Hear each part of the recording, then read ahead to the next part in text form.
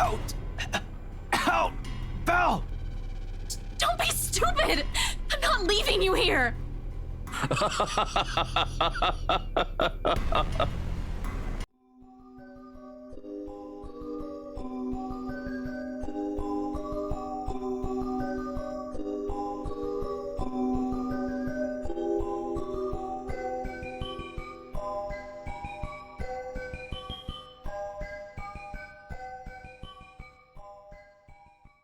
Hey guys, it's Katie and welcome back to The Letter. In the last episode, we're still in Ashton's chapter. We were talking to Zachary and then Rebecca called us.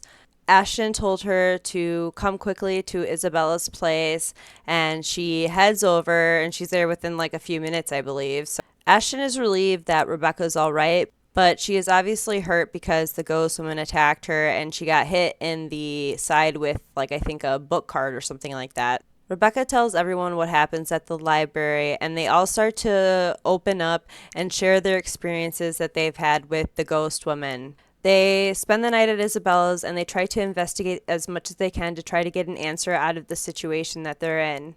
All of a sudden, there's a noise in Isabella's room. There's a banging coming from inside of her closet, and the room goes dark. And when Ashton comes up with his gun to open the closet door, there's nothing there.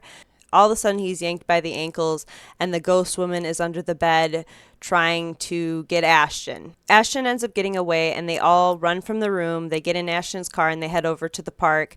They spend the night there, and the next morning, they're getting some food, and they all are eating together and, you know, kind of just having a good time and good vibes and all that to try to keep the mood up. But then after they're done eating, Isabella and Rebecca get into an argument. And Rebecca tries to put all the blame on Isabella, you know, saying stuff like if she hadn't found that letter, they wouldn't be in the situation. And, you know, she was so careless to pick it up and stuff like that. And Ashton breaks up the fight and he's kind of frustrated and he heads back to his car and everyone just trudges over and follows him. We all head over to the Galloway Shawl and we try to take a rest there. After Ashton takes a nap, he gets up and he talks to the bartender, G, and he tries to tell him what's going on, but I don't think G really believes him. After a little while, Zach comes out from the back room and him and Ashton have a little talk. Ashton comes up with an idea to go to the mansion by himself and to see if he can find anything about the letter or what is going on and try to get everyone out of this situation. Zach gives him a time limit of about 3 to 4 hours, and if Ashton doesn't come back, he's going to go after him. Ashton goes in the back to take a nap, and when he wakes back up, G tells him to go check on his friends because Rebecca and Isabella are in another fight, and harsh words have already been said between them. Now, it gave me a choice at this point in the game to either go with Rebecca's side or take Isabella's side. And I chose that I'm going to take Isabella's side for this playthrough. So Ashton really disapproved of what Rebecca did and what she said to Isabella. And Ashton tries to cheer Isabella up. Rebecca and Isabella eventually make up. And Ashton heads outside to his car to go over to the mansion, and Rebecca is waiting by his car for him. And she ends up confessing to him, which was really surprising. I didn't really think she was going to do it. You know, she was so like, you know, just more towards the idea that he was going to finally realize it one day and then, you know, confess to her or, you know, along those lines. But she finally, you know, got the strength and the courage to confess to him. So that was really cool. I really liked seeing that. Ashton then heads to the mansion, and when he gets there, he notices that Luke has increased security around the perimeter of the mansion. He starts hearing the ghost woman crying, and I think he like falls in somewhere, and he ends up in the dungeons at the mansion. So let's continue where we left off. No, 20 paces into it, another sound abruptly rises above my footfalls, rebounding off the hollow walls and echoing inaudibly across the whole span of the tunnel before fading away just as swiftly as it rang. I paused, nevertheless, straining my ears for more of it, while I gradually moved my hand to my side, slow and steady until the tips of my fingers brush off the gun's handle. Although cold against my skin, It's the closest thing I have to comfort at the moment. For a long minute, I wait, holding my breath, watching every form, edge, and shadow at the corners of my vision for any movement. After a heartbeat and nothing, I allow the tension to ease out from me in the form of a long, slow exhale that reverberates around the whole passage. Who's there? Is that Marianne? Is she still down here? Wait, hold on. When did she get locked up in the dungeon? It had to be... Hold on. It's Friday, October 28th is when she was in the dungeons. What is it, November 1st? How long has she been down here? Why? Perhaps it's because of what has happened earlier and how I've ended up here, or maybe it's because of my training. But in spite of the panic and fear in that voice, I don't immediately answer. Instead, I pull my gun free from its holster and wordlessly draw closer to where the voice rings out once again. Afraid. Frantic. Weak? I'm asking you a question. Who's there? Is the ghost tricking us right now? I don't think Marianne would be stuck in here for several days. It's only after I've released the safety do I answer, while continuing my approach in a careful, steady pace. I think I should be the one asking you that. Who are you? Show yourself. I can't. I'm stuck in here. Oh, did she really get stuck in there? Well, a ghost will definitely not be saying that, or have a conversation like this, or be stuck anywhere. And as if to prove her point, she extends a hand from one of the cells ahead and waves. Then she pulls back, grips the iron bars, and rattles it lightly. I can't get out. Can you help? Oh, poor Marianne, she's been stuck down here. In 5 quick steps, I'm standing in front of the cell, and sure enough, a woman's inside. Oh, that don't look like a woman. That looks like a skull, man. Slumped on the floor, holding the bars with shaking hands, clinging to it as if it's the only thing keeping her upright. And not just any woman. You? McLaughlin? McLavin. The same one I met at G's 5 days ago, smashed drunk and babbling her frustrations about her employers. Holmes? No, not McLaughlin. McCullough. Marianne McCullough, famous interior designer extraordinaire. Not so extraordinary now, with how exhausted and feeble she looks, trapped in a jail cell of all things. Her breathing shallow, and there's a paleness to her complexion, sunken eyes, cracked lips, dry skin, all signs pointing to starvation and dehydration. Oh my god. What? How long have you been stuck in here? 3 days? 4? I don't know. I have no idea anymore. I just fell in, and that woman... Whatever. Can you get me out of here? Please. In a moment. In a moment? But here, go feed yourself first before you fall over. I was like, why in a moment? Get her out of there. I fish out an energy bar from my pocket and hand it to her. She's lucky I always have one on my person. For sudden emergencies or extended stakeouts, a little sugar to keep me going. Like any starving person, she wastes no time making a grab for it, unwrapping it straight away, and taking in whole mouthfuls of it. Relief washes over her face on the first bite alone, although she's going to need more than that if what she has said is true. But for the moment, it's enough to keep her alive. Good thing she seems to have the sense to prioritize survival over comfort, if the puddle on the corner of the cell indicates anything. Without water, the human body can only survive 3 days. No food, and I'll give it an average of 3 weeks, though even then, it won't be a pretty experience. Granted, some have survived longer than that. She's still fortunate I found her when I did. Now to get her out... My bobby pins won't be of any use here, not like I need it. Unlike the ones we have at the precinct, a simple barrel hinge holds the gates to the cell together. Even without any special tools, I'll be able to lift the door and free her. However, with how heavy it seems, I'll need a lever of some sort to help. What are you looking for?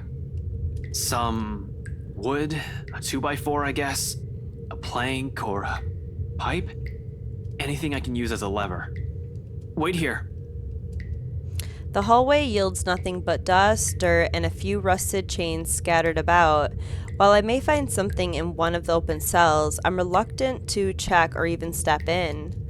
We can't have another person trapped in here. However, McCullough ended up inside. Well, there's no. My head snaps back to her. McCullough extricates a wooden board from under the mass of hay and twine near her. Don't they use this in, like, torture or, like, well, when they're in prison, like, they would have their hands in the holes, and then sometimes, like, they would have something around their head, too, and they'd be, like, up like this, or they'd have, you know, their hands, or their, I don't know, I can't remember, but, yeah, this is, like old sort of confinement or torture or something like that.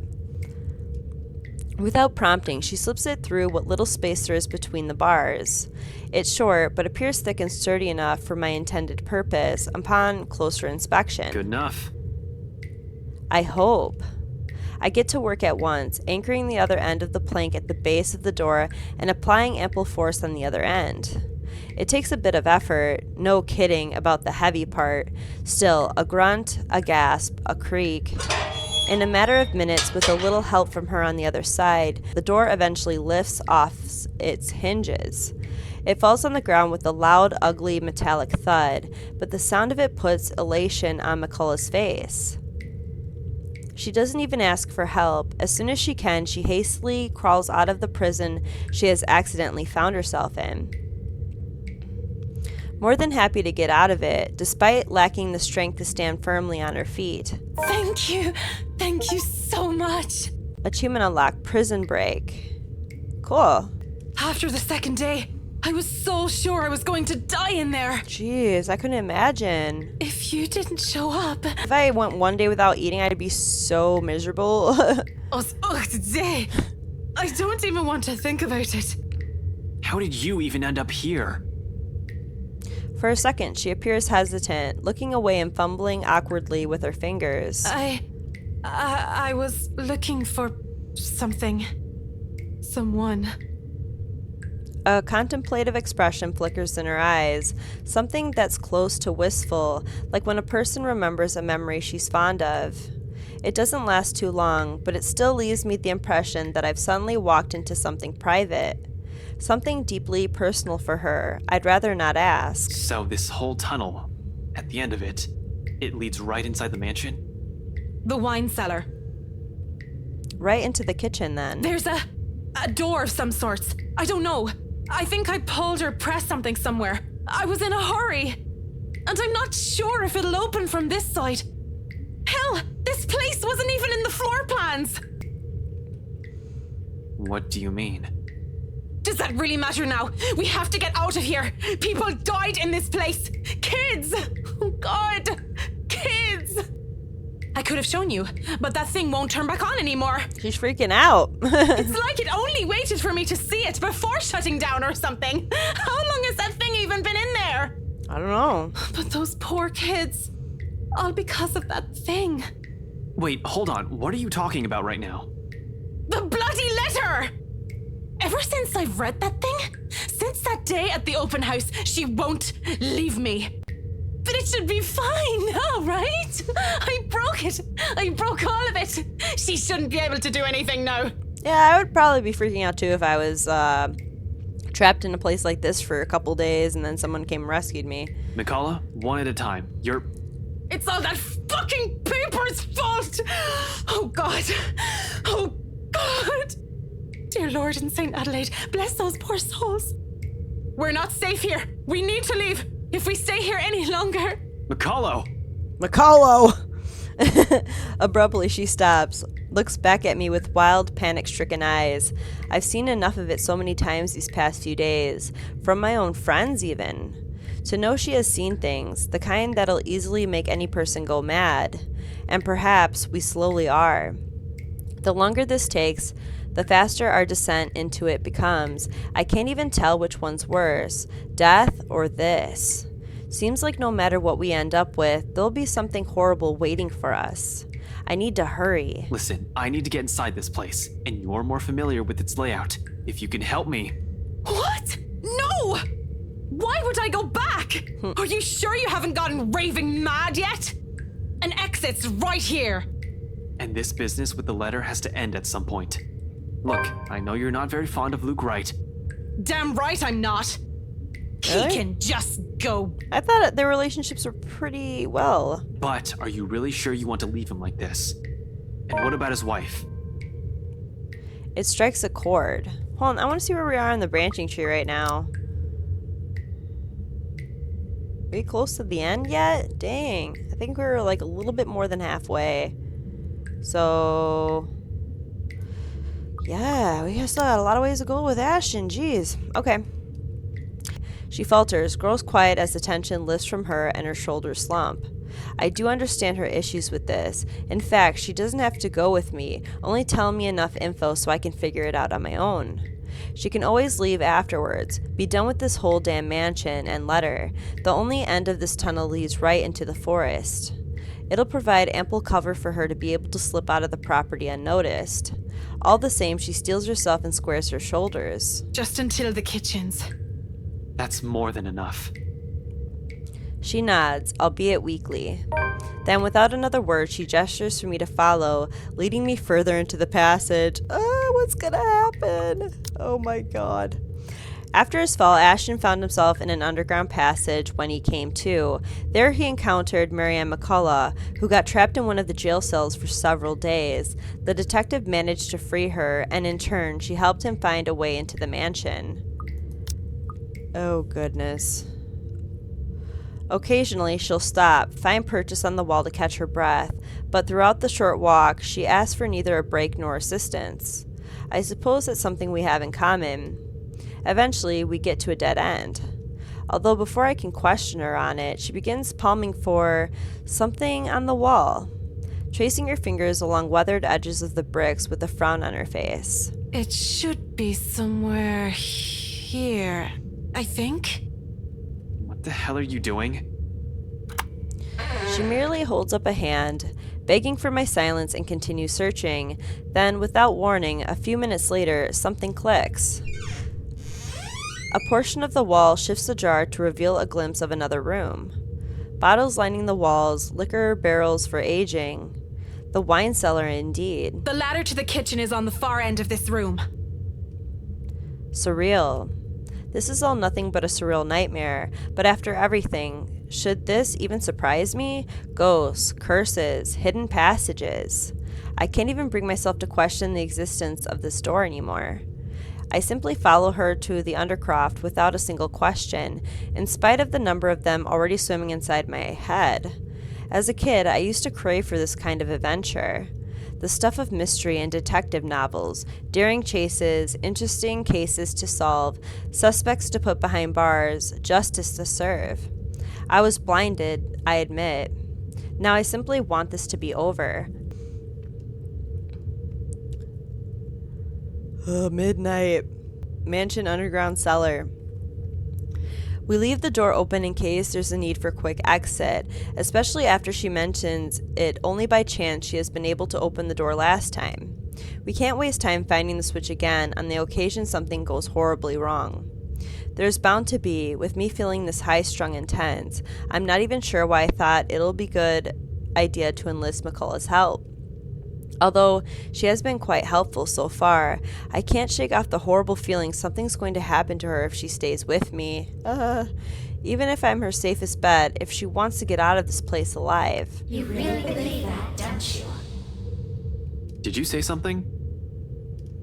McCullough pauses mid-step, turning to me confused. I didn't. Oh. You sure? I just heard... Don't you think I'll be the first person who'll know? Look, the ladder leading to the kitchen's up ahead. You might want to hurry. I just want to be done with this place. See? You dragged another one. Ooh, he's playing on the fears of Ashton, like his friends blaming him, right? He was like, playing the voices in his head of his friends blaming him. And now it seems like that when he's in the mansion, the ghost is playing on that fear of, Ashton's friends going against him, not believing in him, or this time I'm sure. There's really a voice. Well, voices. Despite the look of protest McCullough shoots me, I find myself stopping and looking for it, searching the immediate surrounding for the familiar form of a woman. I don't even have to venture too far from where I'm standing. Just an arm's length away from me, mirror shards litter the floor.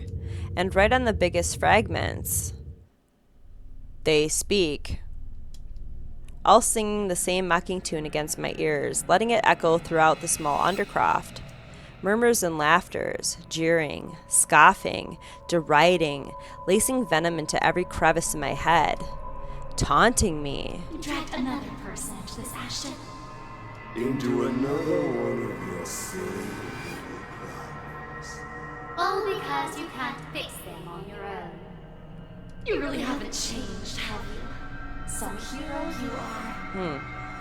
Useless. Pathetic. You're wrong. My mistake lies in this first instance I've answered. The very second denial has slipped from my mouth, their words have also seeped into my heart, allowing it to prod at and rouse my temper. Despite knowing they are merely doing this to goad me, each word, each syllable trickle into me, spurring the guilt I've long buried. Are we? Or is that simply what you've been telling yourself all this time? Something to make yourself feel better, perhaps? You're the one who took that letter off Isabella's hand that day. You're the one who opened it. How does it feel, I wonder, to know you're responsible for all of this?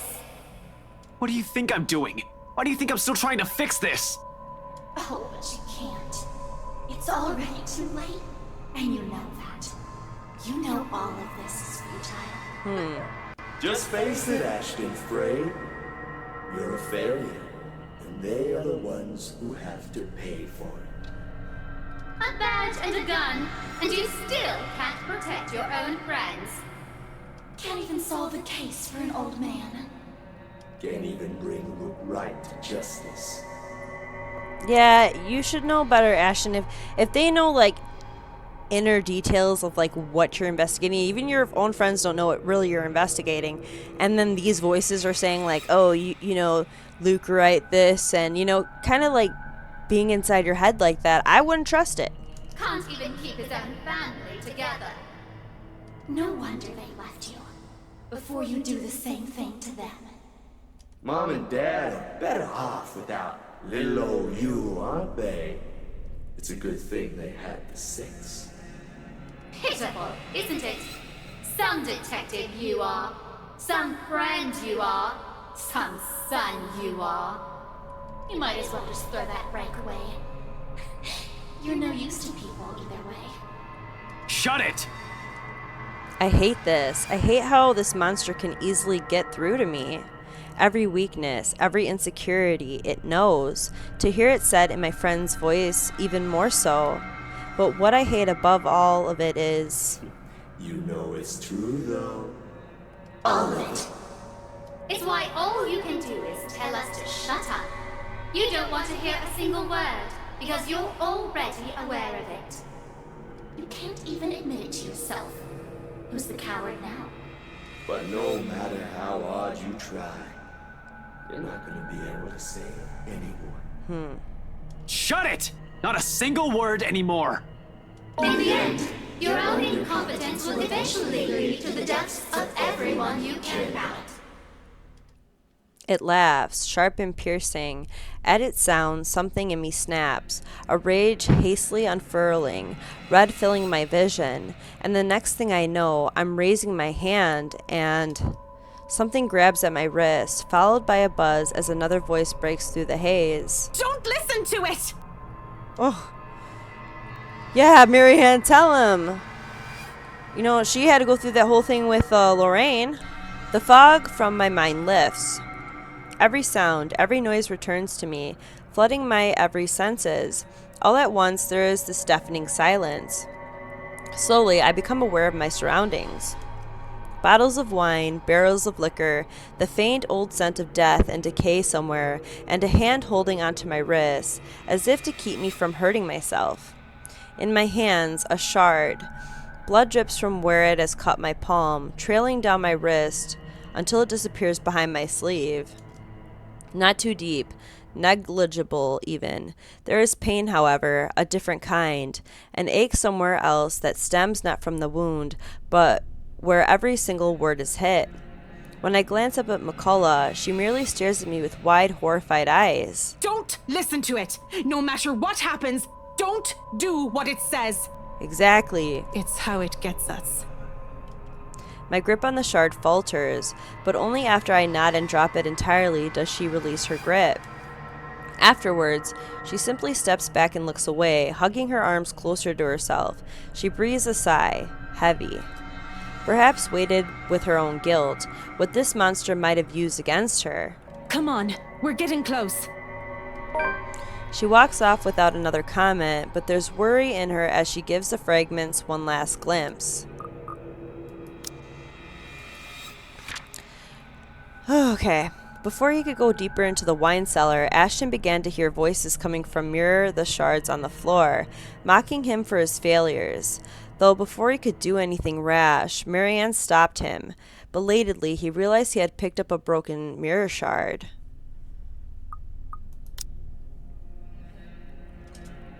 On the ground, they lie lifeless now. No more voices, no more insults. But even as I walk away, one whispered taunt continues to ring in my ears. It's useless, Ashton and Frey. You are going to die.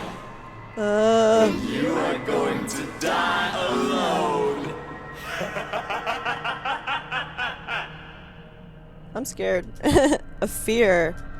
One that has been long kept in the darkest place in my heart. One that a small part of me wishes for. Oh.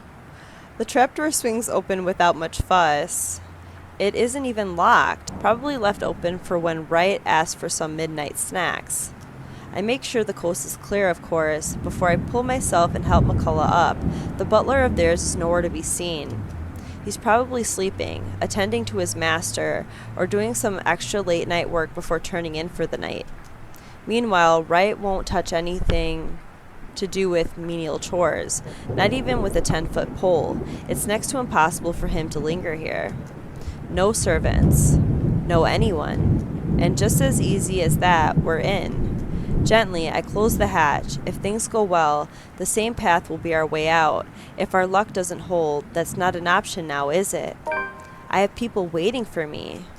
I really don't want to think what might happen. Sometimes it's best if we simply revel in the little victories.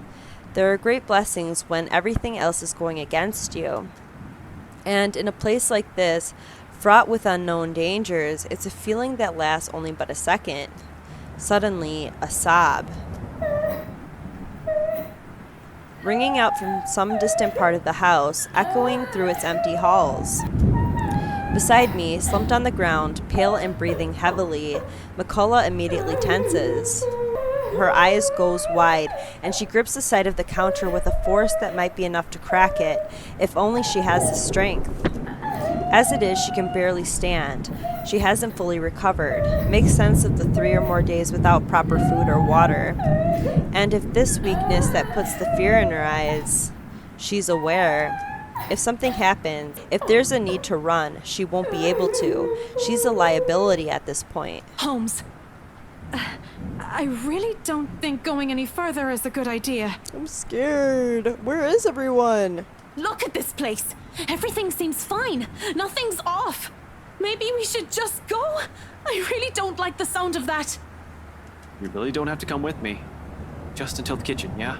We're already here. You've done your part. From here on, I'm going on my own. Yes, I said that, but... Can you even stand?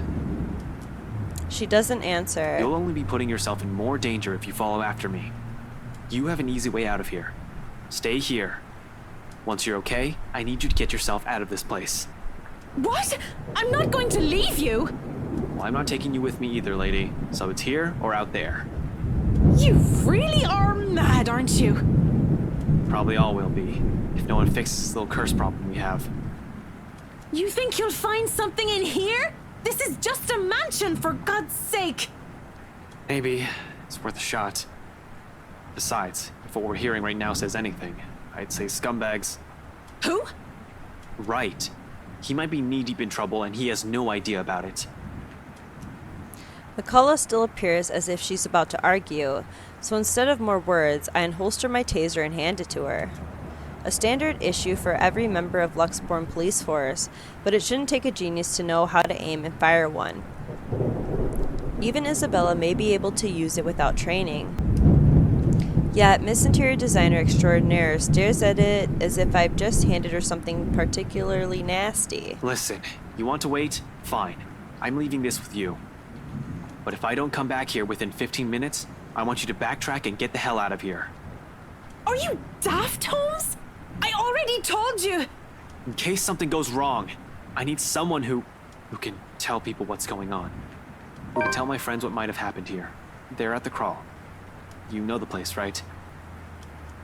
I trail off, letting the meaning of my words hang in the air. I want to be optimistic about this, really. However, I'm going against something almost everyone can't quite understand. I'm just being realistic with my chances. McCullough seems to understand this as well after what I've said. Any sign of protest has already died from her tongue, as she simply looks at the taser quietly. After a moment, she just nods. Beyond the walls of this room, the cries continue to grow louder, and I take it as a sign to leave. Without another word, I slip out of the door. Upon reaching the kitchen, the crying Ashton heard from outside began anew. Unwilling to risk a civilian, the detective handed Marianne his taser and advised her to leave him if he didn't return after 15 minutes, even if he himself was uncertain if he would. Oh my god, 15 minutes? Like a siren call, her voice beckons. Finding out who that is seems a good place to start as any. I keep to the shadows for the most part. Not that there's any need to. The entire place just feels empty. Odd, when a house this big should have a large staff. You'd think there'll be one or two roaming about for some late night chores, or someone seeking out whoever's creating this ruckus. There's none, however. Shouldn't they have security posted inside as well? Unless their security means the butler, though I doubt Scumbag's that sloppy. He loves his life more than anything. Probably more than his own wife. And the things he's done, he's bound to make more than an enemy or two. He's also the kind who will do anything to keep himself safe. Alive. I wonder what he'll say when he finds out that there's something not human living with him in his own house. Potential dangers aside, being on my own grants me a greater degree of mobility, which I'm more comfortable with. Sure, I could have enlisted McCullough's help. Next to the police who owns this, she's probably the one who's most familiar with the mansion. But the cons of bringing her outweighs the pros. She's better off somewhere a quick exit's in sight. With no tag-along, I only have to worry about myself, watch my back. Selfish, I know. But necessary. In the same manner this whole plan is, no matter how idiotic going into this is. Besides, I don't really need a guide when the house's layout is fairly simple, almost mirrored with only a few modifications in the room. Although I've only been here once, I think I already have a good grasp of this place ins and outs. As long as you can tell which is east and west, it shouldn't be hard to find my way around. After the dining room, the main foyer should be the next thing that greets me, where the woman's cries are leading me. Honestly, after what happened outside, I'm not even sure if I should be trusting what I'm hearing. But with the whole house, somehow, seemingly devoid of any of its inhabitants, I'm inclined to look into this. More than surviving this curse, a huge part of this is my training speaking. I just hope this isn't a crime scene I'm walking into. I hope not either. But nothing's ever that simple, isn't it? Not when you're dealing with the supernatural. Nope. Because as soon as my feet crosses to the next room, something shifts. In a flash, nearly without fanfare. It happens in the blink of an eye. I almost miss it. One moment there's red. In the next, I'm standing alone in the foyer. For a brief instant, I pause. glancing wildly around the place, blinking twice as if my movements will spur the vision back. Yet, nothing. No blood dripping on the walls, none trailing down the stairs or pooled on the floor, no eyes watching my every movement. Or moment. Or would you say movement or moment? I don't know. Only the same cries gradually growing in intensity the longer I dally, along with a voice. Is that Hannah? Desperate. Where are you, Mother? Pleading. Mother, please. I don't want to be alone. It kind of sounds like Hannah, but it doesn't at the same time. Coming from the same direction I've heard the cries from. Upstairs. The place not entirely empty then. A better question now is who? Definitely not Scumbag or the butler. I've yet to see hide nor hair of them, and not knowing their whereabouts puts me on the edge. I have to be careful not to make any noise or be seen. Maybe the wife? Though one can't really tell if it's her, the way the walls echo her voice. Yeah, it sounded weird. Nevertheless, it pushes me to move. Taking almost 2 steps at a time, despite the sickening feeling that something's lurking behind every great shadow, every small corner I pass. As if the house has several eyes watching my every movement. As if something alive dwells behind the walls itself. Ooh. Ugh. Oh. What the fuck? Why is she laughing right now? I try to shake it off. I feel so uncomfortable right now. Upon reaching the kitchen, the crying Ashton heard from outside began anew. On alert, he continued deeper into the mansion, even if he was uncertain if he would get out of the place alive. Oh my god. But the uneasy sensation has already made home at the pit of my stomach, dread, and it only grows deeper the closer I get to her. The relative emptiness of the place doesn't help either. Neither does the harsh wind battering the windows, nor the sheets of rain pelting down the roof. For a fleeting second, I find myself wishing for Scumbag to simply show up. I don't get too far down into that train of thought. Abruptly, the cries stop, replacing it with, Mother, please. She's here. She's here, Mother. She's going to take me. I don't know if that's Hannah or not. Let me see something real quick. Hannah, she is British. So, like, I'm about to say, like, her British accent sounds, like, deeper, and, like, the person that's talking right now sounds deeper. Like, Hannah's is more light. I don't know. It sounds different. Maybe it's because of the echoing. I don't know. She won't leave, Mother. Mother, I don't want to go with her. Tell her to go away. Mother! Mother, she's here! Help! That can't be good. Adrenaline overcomes me in a rush. In no 2 heartbeats, my feet's already moving before any sense can catch up or doubt creeps up to me. My hands ready at the holster as I hastily set off for the far side of the hall. One alarm footstep after another, while struggling to keep that sense of panic at bay. A door lies ajar at the end, and coming from the floor above, She's going to hurt me! Help me! I do not hesitate. Moving in, despite the lack of light, the steep stairs, or the thick layer of dust kicking up with my every step. I pause only for a moment upon reaching the top. Then, without wasting a second, I push the door open.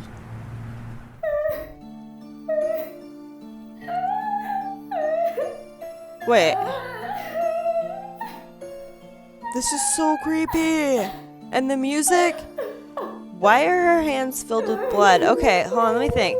So this is Lady Charlotte. Okay, I was about to say it sounds like Hannah, but it's like the accent's like a little bit deeper, like a little bit of like older, like an older style of like British speaking. I don't know. I don't freaking know. But yeah, it sounds a little bit different. So maybe she's saying that she's going to take me because in the news clippings, she had killed the very same slave she saved by having her being burnt as a witch, right? So maybe that's why her hands are filled with blood, because she has blood on her hands. Or maybe she did that to herself. I don't know, like the room's bloody too, so I don't know, but maybe it's supposed to be like symbolism, like her hands are stained with blood because she has blood on her hands from killing her, and now she's saying that she's going to take me, maybe because she wrongfully accused the servant woman of being a witch. She was going to come after her, and that's why she's asking help from her mother. I don't know, maybe that could be a good theory behind it. I don't know. Okay, she sits in the middle of the room, shoulders hunched, shaking. Her hands cover her face as she weeps, oblivious to my presence. It's as if she has heard neither my footsteps nor the soft creaking of the door, continuing, undisturbed, like I'm standing in a time far removed from her. She doesn't even flinch when I call out to her. Hey, are you alright?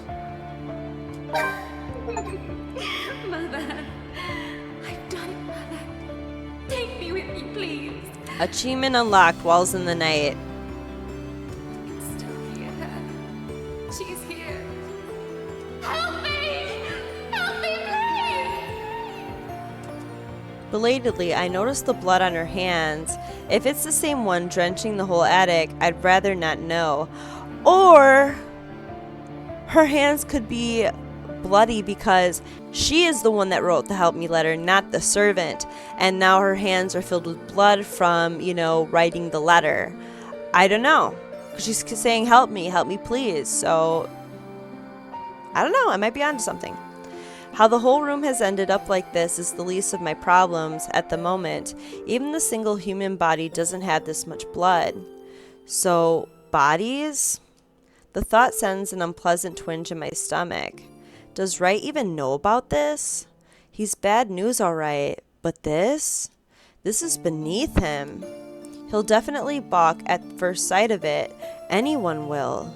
Yet the woman lingers here, unmoved by the sight, letting her sobs fill the room, repeating the words over and over again like a prayer of salvation. To whom? The mess of parchment she has left on the floor. She is the one that wrote the help me letter. That's why her hands are bloody. Just what the hell is happening? That's so weird though. Because, okay, maybe the ghost, she's purely malevolent or malicious, and she doesn't really care like who she kills or whatever. But Lady Charlotte, she's the one that wrote the help me letter, and I don't know. Yeah, there's two different spirits here. There's Lady Charlotte, the one that killed the servant girl, and then the servant girl. So I don't. Man, the story is so interesting, but I still am trying to fit the little puzzle pieces together. Hey, lady, are you? The rest of that question never makes it out. I don't even see it coming. Should have been more aware and on guard, really. But there's little I can do when a well-placed blow to the back of my knees makes me stumble. The momentum alone sends me reeling forward. And she's gone now. The sobs led Ashton to the mansion's attic. In the middle of the room, he found a woman crouched on the floor, crying. Cautiously, he approached her, but as he was about to reach out for her, someone grabs him from behind. Now is the ghost lady here, or what? The momentum alone sends me reeling forward. It barely even registers in my head that the woman's gone and the room's as normal as it can be. Not above the pain suddenly shooting up my side when I hit the floor. I don't even get the chance to get my bearings back when a hard enough blow to the stomach causes me to buckle down and land heavily on my knees. Hold on, I want to see where we are in the branching tree. Holy crap. Right here? Am I gonna die?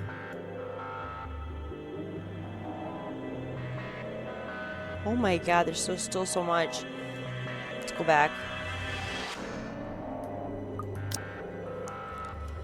Gasping, I fumble wildly for my gun. Although before I'm able to turn, level it, and shoot, a hand grabs my wrist and twists it. Hard. A gasp. A grunt. A cry of pain slips past my mouth. The gun falls to the floor with a thunk. As soon as it lands, a foot kicks it out of my reach and it slides uselessly under the bed. Agony suddenly explodes in my chin, jerking loose a sharp cry of pain, and stars fill the edges of my vision. A brief moment of regret hits me for leaving my taser with McCullough when a piece of cloth closes around my neck. Without warning, my attacker pulls tight. I'm left gasping, choking, and crawling for air, blindly reaching behind me as I still try to fight him off and loosen the pressure on my neck. Who's attacking me right now? Except any sort of movement only causes him to pull it taut. My, so many rats scurrying about in this mansion lately. Damn, Johannes is choking us out right now. Wright's butler. Shit. Tell me, what did you do with the madam? With the madam? Right, lackey. I have no idea what he's talking about. Did something happen to Hannah Wright? Let go, you asshole. Now, Dummkopf, you're in no position to be rude. Uh-oh. Last time I checked, I'm not the one breaking into other people's homes. Now answer my question. What did you do with the madam? The pain rings and resonates through my already sore body. Still, I manage to write it out and spit a mutinous... You. Keep that dirty mouth babbling and you're getting a knife in the kidney. Oh, dang!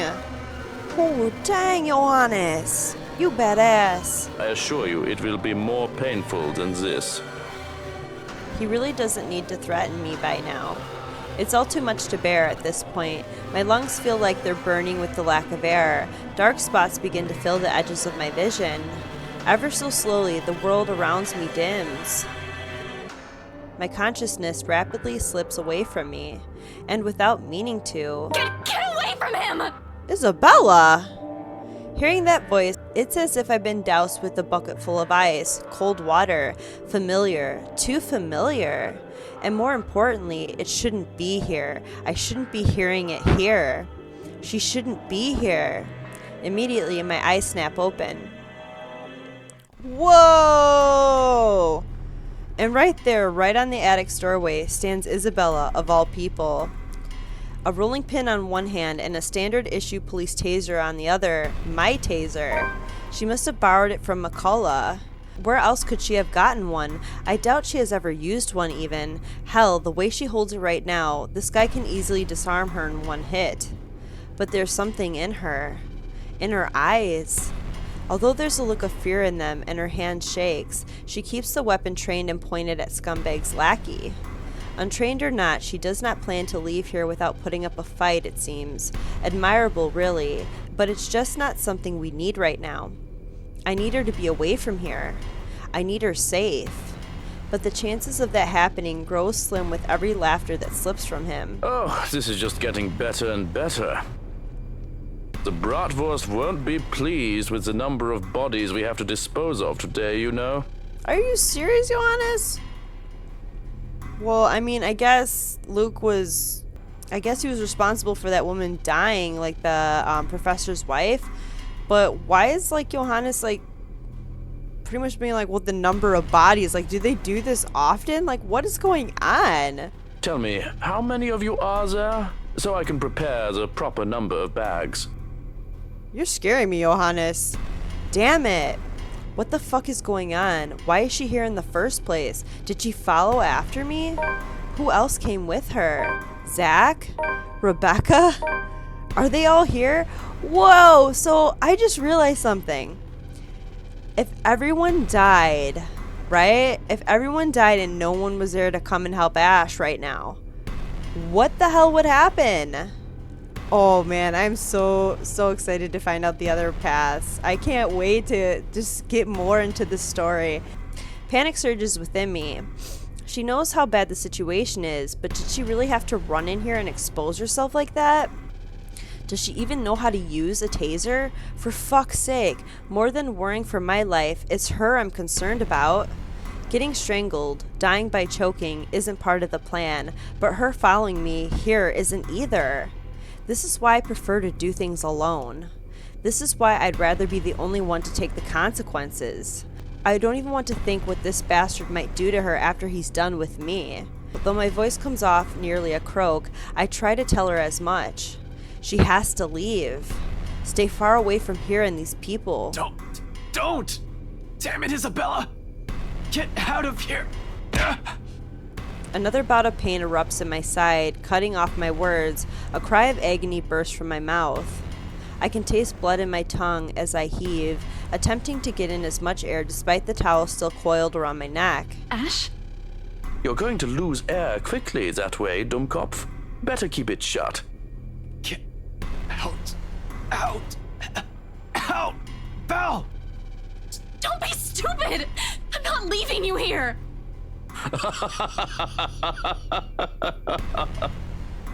Johannes? He laughs, too cruel, too unforgiving. The way each note beats against my ears, in spite of the warmth in them, sends chills down my spine. This is a man whose hands have already been stained with blood before. Whoa. He won't hesitate. I'd follow his advice if I were you, little girl. I'm scared of Johannes now. What could you possibly do with a toy? Just hand it over and be on your way. It'll probably be too difficult for a little girl like you to use. There's a moment of silence. Fuck, I can barely keep my eyes open. But in the next second, though I still don't exactly understand what's happening, Isabella shouts. Not a cry of pain. Achievement unlocked, late bloomer. Be saved by the person you least expect. Not a yell of panic, but one that's resolute. Firm. Perhaps in a tone that leagues fiercer than any I've heard from her before. Try me! Ashton, duck! How can we duck? I do. More out of instinct and desire to survive, closing my eyes before my mind can fully process what's going on. Whoa! Don't tase me, bruh! It all happens in a blur. The telltale sound of a taser being discharged resounds through the room. The air crackles. Something whizzes by, almost too close to my ear, followed by the thud of something blunt connecting solidly with another object. The next thing I know, the towel strangling me has started to loosen. I collapse on the floor, dazed and gasping for air. Ashton attempted to fight back, but his attacker quickly disarmed him, looping a towel around his neck and strangling him. But just when he was about to lose consciousness, a familiar voice rings in the room and... From my peripheral, through the haze of blood rushing and sound slowly filtering back, the butler buckles. He spasms once. Then, without much fuss, falls face first beside me, knocked unconscious by 50,000 volts of electricity and a fucking rolling pin. He'll be out for a while. I have no idea whether I should laugh or cry at that. Somewhere in front of me, my oxygen-deprived brain vaguely registers Isabella's form. She slumps on the floor, also breathing heavily. Right next to her trembling hands, both the taser and the rolling pin lie useless and forgotten, while the mood in the room eases.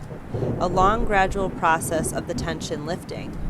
For countless seconds, we remain quiet, with only our short gasps and sighs to fill the silence, allowing the adrenaline ebb away and both our breathing to slow. Not a true response by any means, but simply a brief respite. There's still the curse. We're still inside the mansion, in imminent danger. We still have no idea how to fix this. Outside, the rain seems to only intensify. Lightning flashes fleetingly somewhere, white and piercing, and the sky rumbles. No rest for the wicked. I stir first, once recovered, having regained some semblance of sense and strength. Breathing still hurts, but it's bearable, as is moving. Although every small motion causes a wince, there will be bruising tomorrow. I can manage. Retrieving my gun from under the bed is easy, but only with some effort I am able to drag an unconscious man to the far end of the room, snapping one end of a handcuff on his wrist while fastening the other on the bed frame. That should keep him restrained for a few hours in case he wakes up prematurely. All through this, Isabella stays quiet. In fact, she hasn't even moved since. Her hands still shake and taking in long draws of breath while she stares vacantly in front of her, almost as if she's in shock.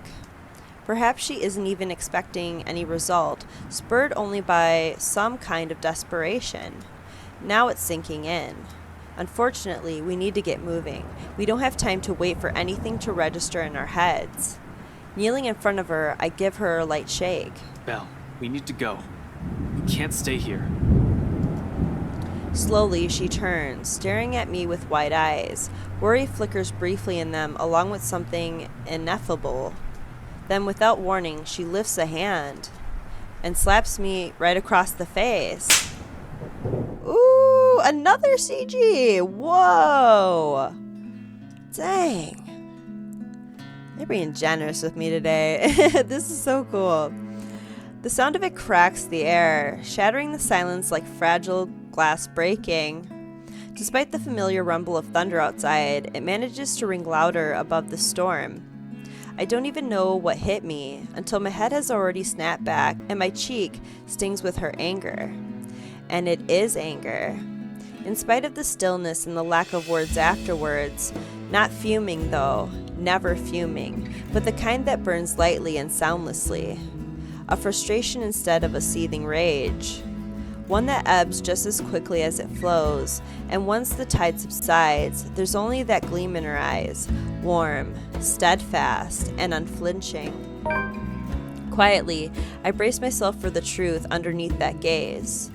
It slips from her lips, softly, nearly fading under the sound of the rain still falling fast, if not for the weight in each of her words. What is wrong with you? Belle, If Zach didn't slip up, no one would have known where you went. Belle, one person knowing is enough. Any more than that, and You almost died. He could have suffocated you right then and there, and you could have died. I told Zach to give me 4 hours. That would have been enough time to... It would have been too late. And by the time anyone ever finds out, you're already fertilizer. She trails off, drags one in-drawn breath after another, a brief lull as her frustration finally gives, dissolving into something more pensive and somber. Her shoulders droop, and through her voice rises hoarse and weary. In her next words, there's only certainty. You count too, you know? When I said that night, when I told you that I don't want to lose anyone anymore, that includes you. Alive. We're still here, Ash. You have us. And once their meaning fall, roar, it does so not with force of a dam breaking or a raging storm, but with the gentle steady warmth of her hearth burning, an ember easing slowly, lightly, rising and giving, until all that's left is a truth, an understanding, not alone, never alone. It lingers, even as we both drift back into silence and her words take root, because in the gratitude that swells after is another warmth blooming.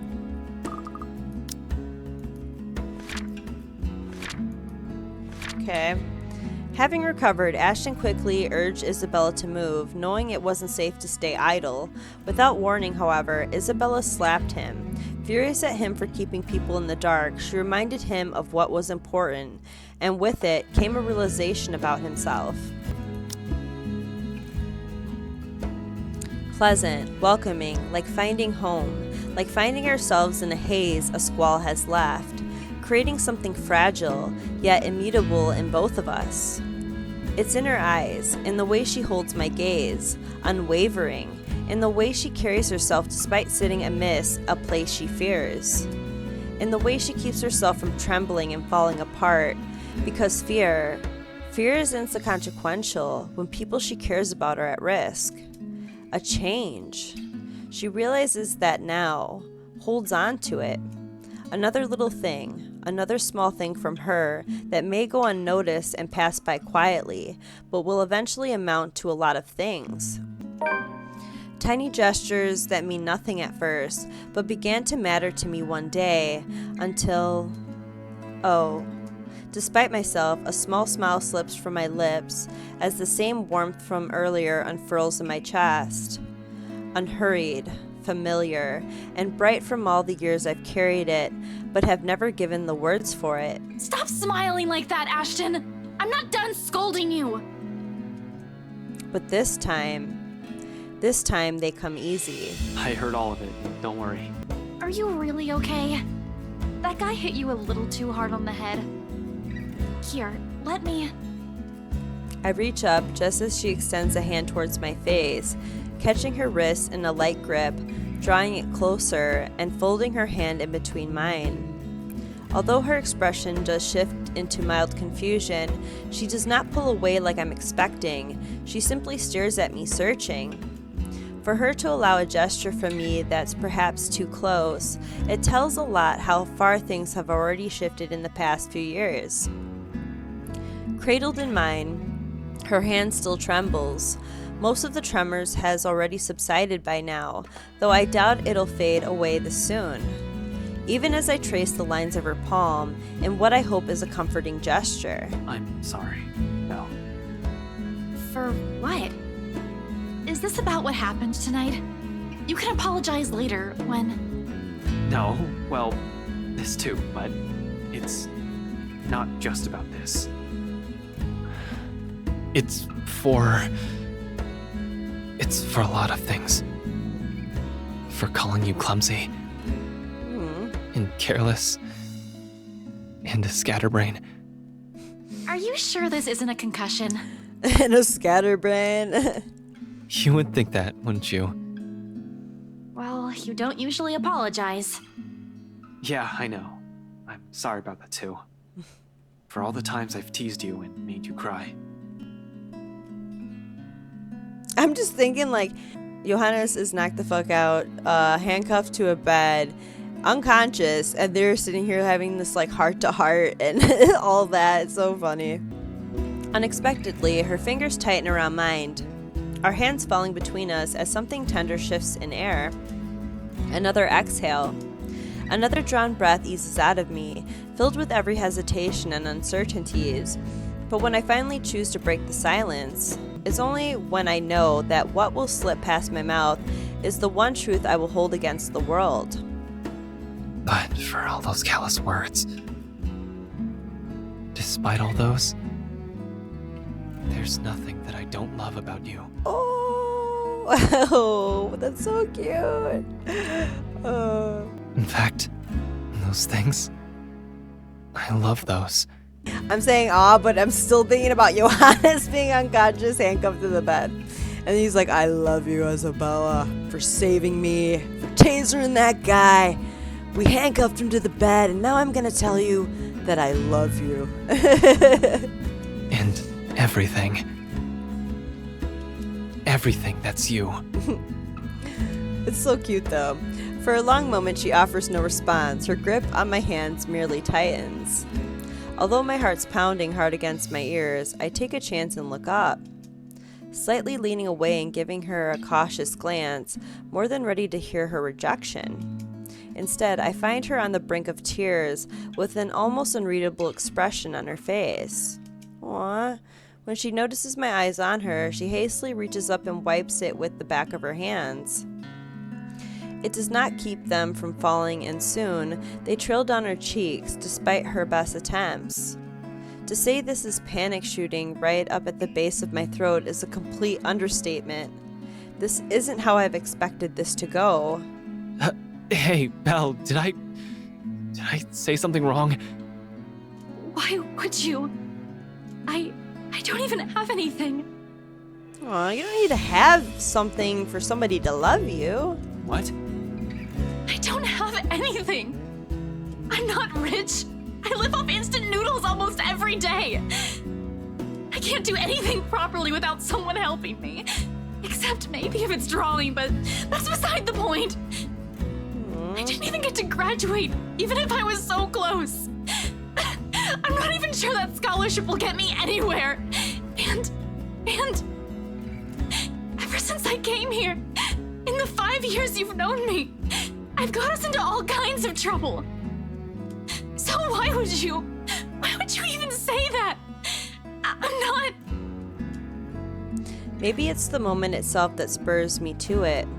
The desperation. The fear of almost dying. That I've already said more than what I'll usually allow myself, and I might as well finish before I lose my nerve. No matter the reason, I reach out for her. Gently, so unlike the way she barged into our lives so many years ago, the way she came and would leave a terrible impression on anyone, really, and yet it's people like her that you don't easily forget. It's them that gradually worms their way into a person's life until the very thought of losing them becomes unbearable. Isabella trails off once my palms brushes against her tear-stained cheeks, but she neither pulls away nor pushes my hands off. Rather, she looks at me wide-eyed with another searching look. I only have one answer for that. It doesn't matter. Aww. All of that is still you, and that's enough for me. No promises, only truths, perhaps the only genuine thing I can offer her at the moment. We don't even know what will happen, or if we'll ever survive this. So instead of words, I lean in, our foreheads briefly touching, ooh, before brushing my lips tenderly against hers. Oh, ooh, this is so cute. Oh my God. I mean, Johannes is still handcuffed to the bed, but we're sharing this intimate kiss, you know. Aww.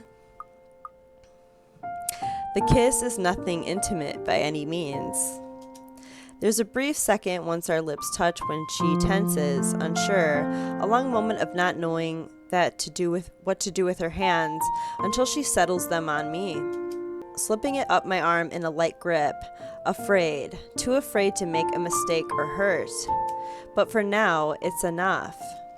It's the closest we can come to it. Rather than give out empty promises or grand proclamations, we have this. Something she soon understands as her shoulders ease and she permits me to draw her closer, deepening the kiss.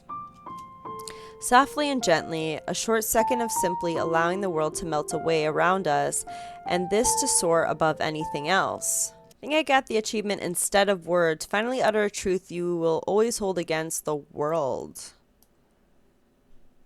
Let me look at it. Oh, it doesn't say much more than that. Okay, cool.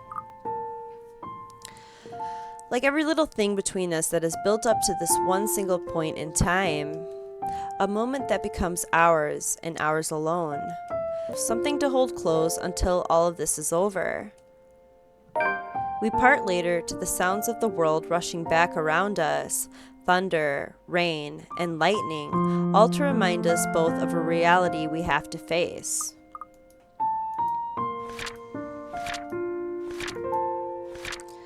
Understanding how much she also meant to him, Ashton took both of her hands in his and apologized, and in a rare moment of honesty, confessed what he truly felt for her, the one truth he would always hold against the world. Okay, so that was the achievement I got. Okay. I had to go back on Steam and look at it because I was reading, so. Enough to dampen the mood and force back the worry I've temporarily forgotten. Yet, when I glance back at Isabella, all she has for me is a small smile, bright and hopeful. And it is strength enough. One that I try to draw from when I rest my forehead against hers one last time, before leading us both out, her hand in mine. Power still hasn't come back when we make our way downstairs. Tricky, considering the stairs to the attic are a bit old. I don't know if handcuffing Johannes to the bed was a good idea because he's been in the mansion this whole time too, and like I feel like he probably has encountered the ghost woman, maybe not to his attention, like really thinking about it, but he has been in the mansion, so I just feel like you kind of fucked him over by handcuffing him to the bed. I don't know. I guess we'll see. One misstep and anyone might end up slipping and falling. You're lucky if that's all that'll happen to you. With the stairs this steep, a broken neck is a likely outcome. Thankfully, Isabella's here to guide me through the darkness. She knows this place better than anyone, after all, in spite of all the misfortunes it has brought to us. Careful, the floorboards over there aren't very sturdy. Right on cue, the same board I'm stepping on creaks and suddenly breaks, the pieces falling somewhere with a dull thunk. Oh, shit. Scumbag wouldn't be too happy about that. Ow, foot. See? I told you so. You never listen to me. They renovated the whole mansion and they can't even replace one tiny part of the house. Why don't you file a complaint to BRC then? Is this the time to be joking around? We're sure still in they'd the be mansion. thrilled to hear it. You know it was such a rush job.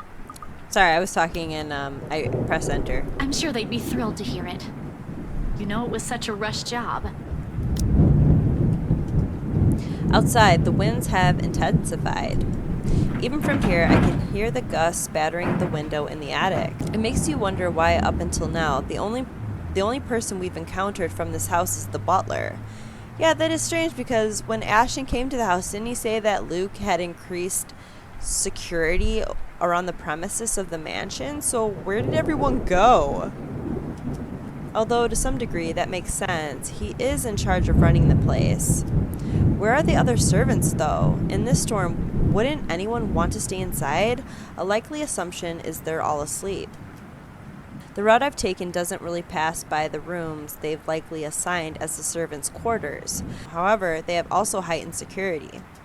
I brushed it off earlier, thinking they'll be posted a lot closer to where the master's rooms are, but the second floor is devoid of anyone as well. As if every inhabitant of this place has suddenly disappeared overnight. More importantly, where's that scumbag? I don't like this.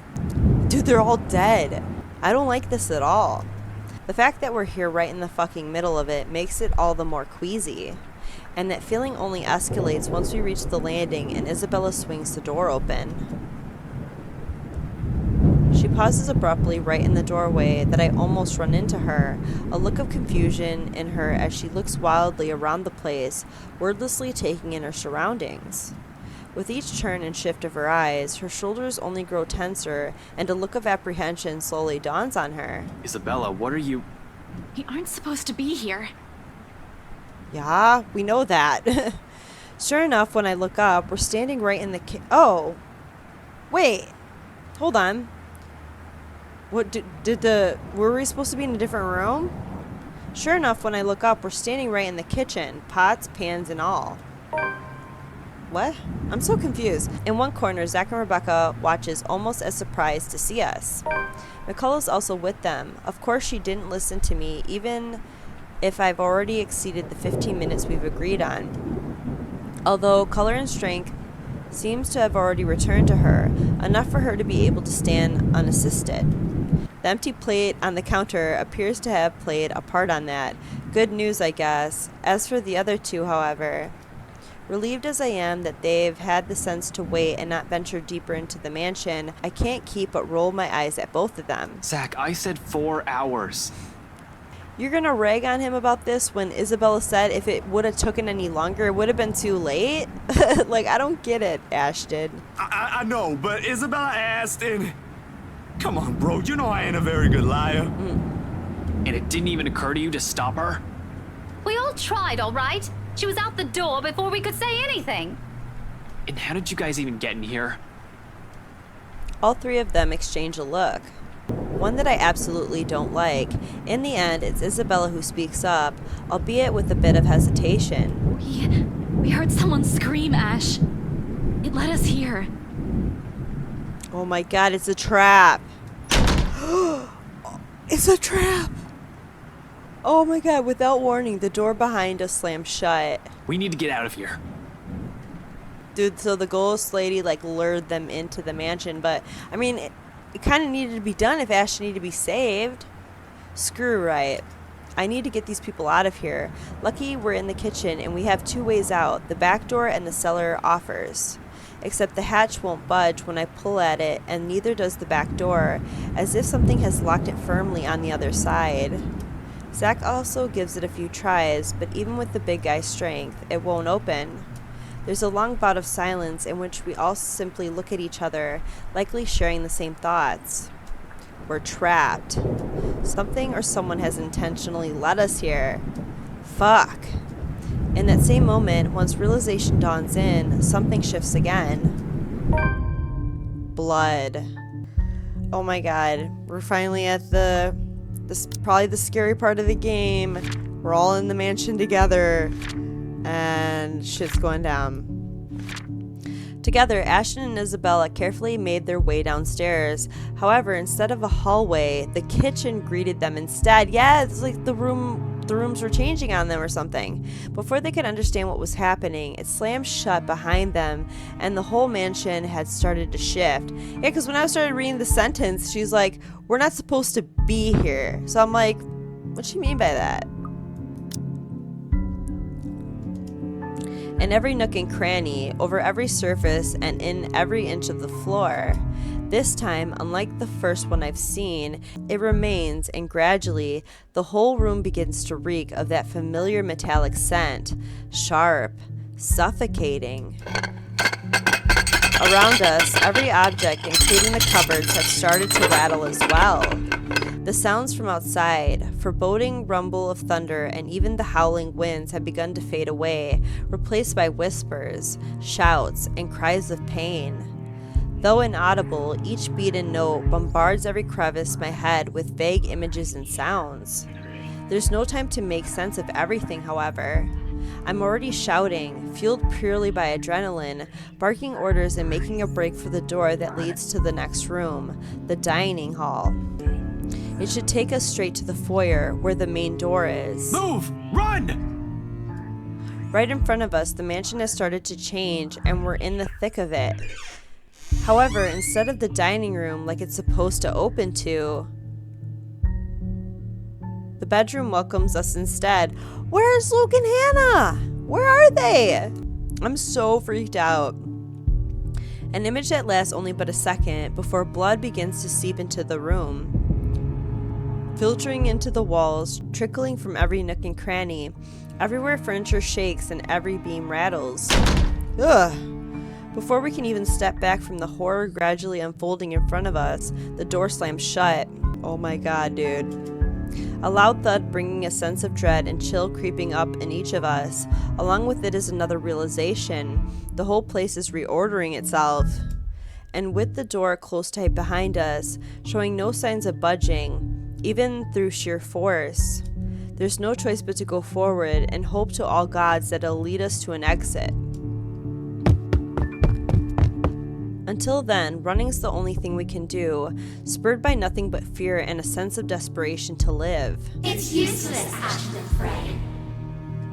But with each room we pass, it only becomes apparent that the house has no intention of letting us leave.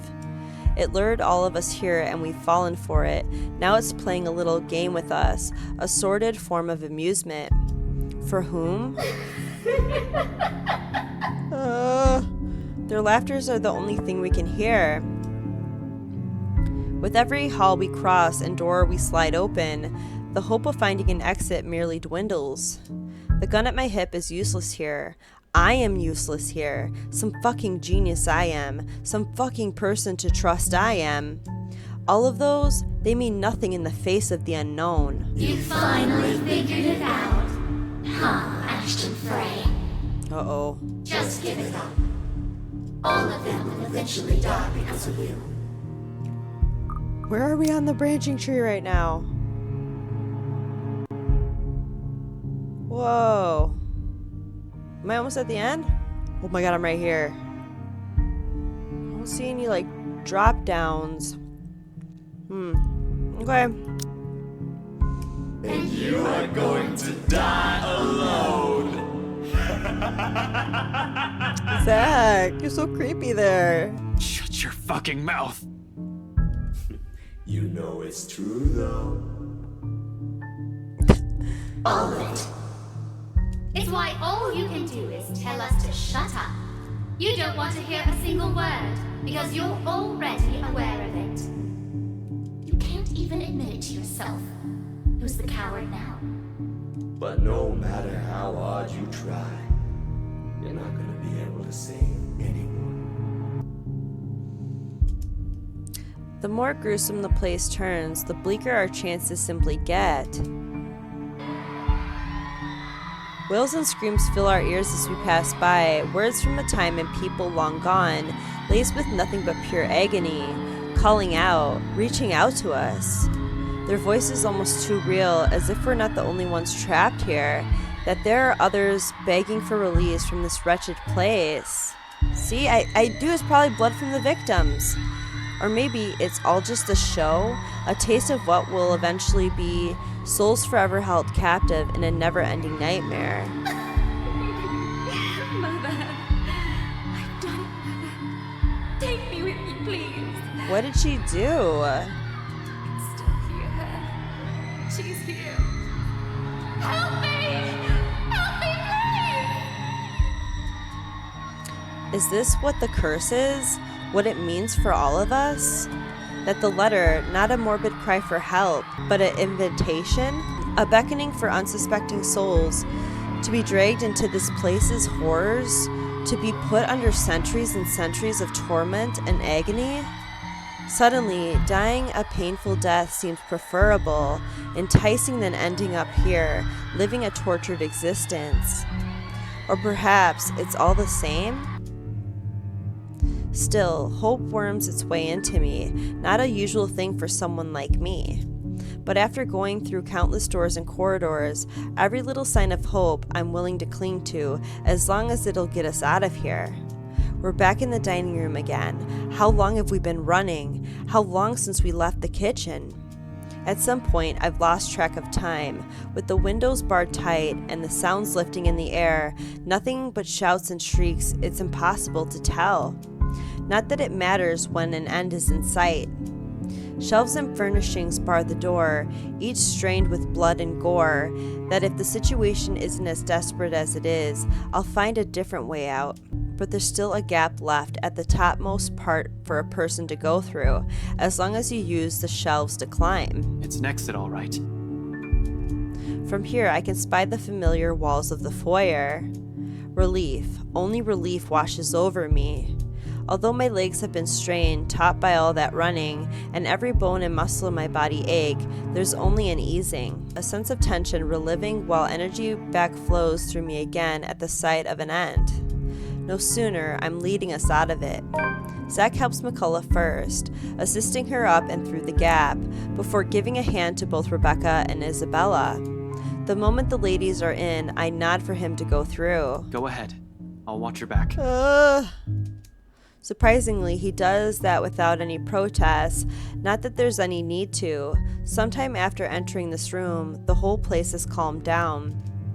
No wails, no whispers, just a silence too deafening, but I'm not letting my guard down until everyone's on the other side of this nightmare, safe.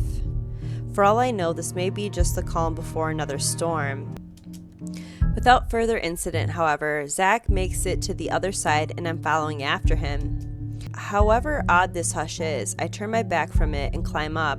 It's a tight fit, but I manage to squeeze myself in. The unease remains though. Maybe it's the adrenaline still coursing through me, or how easy everything has been after living through that nightmare, fleeting as it is. But for some reason, something's still nagging at me. Call it a detective's instinct or my training or whatnot.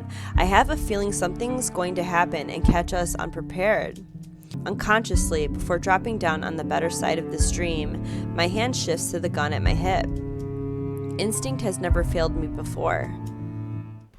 My feet haven't even landed firmly on the floor when... Had I known there would be a party in my own home tonight, I would have opened a bloody bottle or two. Oh my god, Luke's alright? Is this a trick? People these days, in my own home, can you believe it? I feel so left out. A chill seeps into every vein in my body. All of a sudden, every ache, every pain returns to me tenfold, and my knees threaten to buckle at the sound of his voice. Though it appears friendly, I know it is anything but. One does not spend investigating a man like him for over a year and holding a grudge against him for more, without knowing everything about him. His quirks, his habits, I'm familiar with all of them. And right now, Luke fucking Wright is beyond pissed. Shifting my gaze upwards is nearly too painful, knowing the danger. Not to me, but to those who have been lured in here by the curse.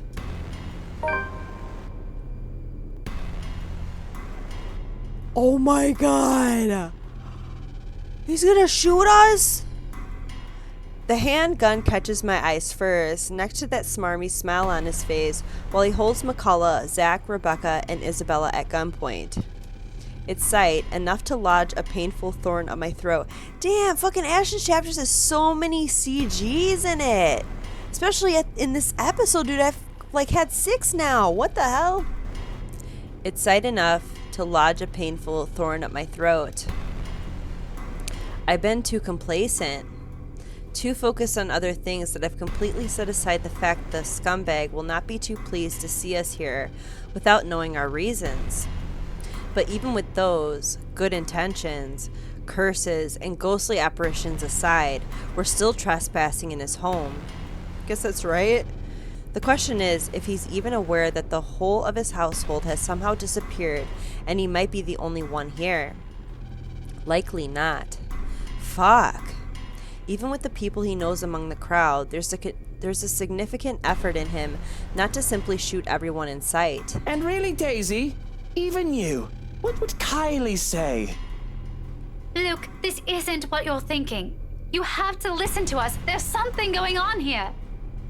Well, obviously, why else would people be trespassing in my home? Has he not seen the ghost girl at all? I wonder what Luke's chapter's like. What about little Lily over there, then? What's your excuse? Checking back if your clients are doing okay? Is that it? Is this what this is? Oh, we're doing good, by the way. Sir, please. Oh, please what? Becca's right, sir. We need to get out of this place. You need to leave. Tut, not a good enough excuse, darling. You people are the ones who need to get out of my sight. Don't worry, I might consider pressing lighter charges for the woman. Can't say the same for the rest of you. But really now, I swear the people of this city need to be taught the meaning of privacy. Privacy. This is how you want to start the week. Why don't we just go with a bloody massacre if we want to surprise people in their homes, huh? Casually, he waves the handgun at them as if it's just a mere toy and his words are no threat. The safety's off on his. Nothing stopping him from pushing through with his words. Call me paranoid, but at the slight gesture, I draw my own and level it at him, finger on the trigger and ready to release the safety catch in case things go south. Oh my god! He's quick to train his own on me though, and just like that, we're at a standstill. Oh my god! Luke looks cute in this CG. Ooh. He looks like the bad boy type. Okay, let's see what the journal has to say. I'll stop with that train of thought. After a long, desperate run in search of a way out, the house calmed down for some reason. An exit was finally in sight. Waiting on the side, however, is Luke Wright. Oh my god, what's gonna happen? Now, Feathers. Manners. Scumbag. You're in no position to be pointing that gun at people. Why don't you put yours down first, and then we'll talk about manners. Oh, he talks back. The gall! You know, your kind pisses me off so much. Shooting him right now will be so worth it, with the way he stares at me like I'm a damn pest. But this isn't what I've come here for. I'm not a murderer. As much as I loathe him, I'm not the kind who will kill people in cold blood for my own gain or amusement. The law will bring him what he deserves one of these days. At the moment, however, we're all in the same boat with this curse, and he needs to understand that. The longer we stand here, the more time we're wasting and losing, something we don't have much of. But how can I convince him? This scum is so full of himself, prefers to hear the sound of his own voice more than those of the people around him, no matter how much sense they make. Probably only way I can make him listen is if I beg. No way in hell that's happening. Maybe I should eliminate the immediate danger first and disarm him? I'm gonna save. Oh my god, okay. I feel like if we disarm him, I would expect in this situation to disarm him is to like shoot him, especially if like Ash is a police officer. Like, you know, if someone's pointing a gun at you, you're not gonna like disarm them by like trying to take their gun from them when the safety's off. Like, he would probably have to shoot him to try to get the gun to go in a different angle, or you know what I mean, to disarm him. So it's like, I just want to beg him to listen, because the ghost girl is obsessed with Luke, and I feel like if we harm Luke, like something, like I just don't think it's gonna end well. Hold on, let me look at the branching tree. Am I gonna die? Whoa. Oh, there's two paths. I don't know. It doesn't seem like I'm gonna die, but oh, I'm just gonna beg him to listen. Please listen, Luke. I don't want to have to shoot you. My life's not the only one at risk here, however. There's Zach. There's Rebecca. There's Isabella. McCullough's here as well. Oh my god, I can't believe all of them survived so far. But it's like, the decisions that I've come across, like the important decisions, like I feel like when they're about to like die or something, like it's so obvious what like the better choice would be in a lot of them. So I'm kind of thankful for that. But at the same time, like I'm so curious to find out what the other option does. And sometimes I want to click it so bad, but I'm like, I gotta go with my dead choice on what's gonna get me out of the situation with the, you know, I want all the characters to live. I don't want them to die off. I'm not saying that, but you know what I mean? Like, I want to see what happens. But I haven't, like, you know, I haven't even, like, you know, gone on the other paths. I haven't done none of that because I don't want to spoil anything. So it's like, it's just so hard to wait. We're all annoying victims to this fucking curse. I'm in no position to pick who to save and who I should simply let die. I suppose my pride can take a few hits and I can set aside my beef with this asshole. Taking a deep breath, slowly I lower my pistol. Though still on edge and at ready, in case he does something, I do my best to assume a less aggressive stance. Listen, Wright, I need you to... Achievement unlocked, swallow your pride. There are more important things, no matter how much you hate his. You broke into my house, and somehow, you expect me to listen like a good little boy. Are you a bit touched in the head, Feathers? I'm not the one breaking laws here. Look here, fucker. If I wanted you dead, I could have done it so many times already. In fact, I can easily shoot you down right here, right now. And you won't be able to do a damn thing, even with that gun. Suddenly he laughs, almost howling in fact, like I've just told him the best joke he's heard all his life. The only thing missing is for him to keel over and start rolling around on the floor, all while I do my best not to sock him with the sorry end of my pistol. You have guts, Feathers. You have guts. Did you hear what you just told me? You've just threatened me inside my own house. My own home. You know what I'm thinking right now? In another lifetime, we would have probably gotten along well. He looks so evil about it. He's right on that, at least. I might have ended up like him if I didn't have Professor Andrew, Rebecca, Zach, and Isabella. One mistake and it would have been too late for me. With his laughter rings all of those possibilities I could have lived, but have never been given the choice. All because I have other people with me, people who care. A sobering realization. But not so much when suddenly his chuckling stops. In 2 heartbeats, he marches towards me, grabs my collar, and aims his gun right at my head. Ashton! Luke, no! Hey, now you two, I'm sure we can all talk about this first. At this distance, a slight flick of that finger on the trigger will be able to do more than kill me. What is it that you people really want with me? This is the second time this week, and I'm really getting weary of this little game. I'm sorry. Did the NCA send you to apprehend me, or has somebody paid you off to kill me? Which one is it, Feathers? Mind you, my arm's getting tired. Better answer quick if you don't want to beat the business end of this gun. I keep my eyes trained on him, in spite of the huge threat he poses right now, because if there's anything people like him, like us, prefer, it's honesty. You don't give that impression without keeping a solid eye contact. I'm not with NCA. I'm just here to help. There's something else in this house, and we're all in danger. You have to believe me, right? You need to let us go. You need to get out of here before it's too late. If you want to keep your sorry ass alive, you'll listen to people with more brain cells than you. Why, you insolent! His finger moves, but I'm prepared, my hand ready to reach up, disarm him, and knock him out. If I have to drag him out of this place unconscious, to keep him from suffering the fates of every other person who has died from this curse, so be it. However, before either of us can fire a shot or tackle the other to the ground, another voice echoes throughout the foyer. A small little thing compared to the storm raging outside, it rings above it, nevertheless, causing all of us to stop and turn. Oh my god! That's why Johannes was like, where's the madam?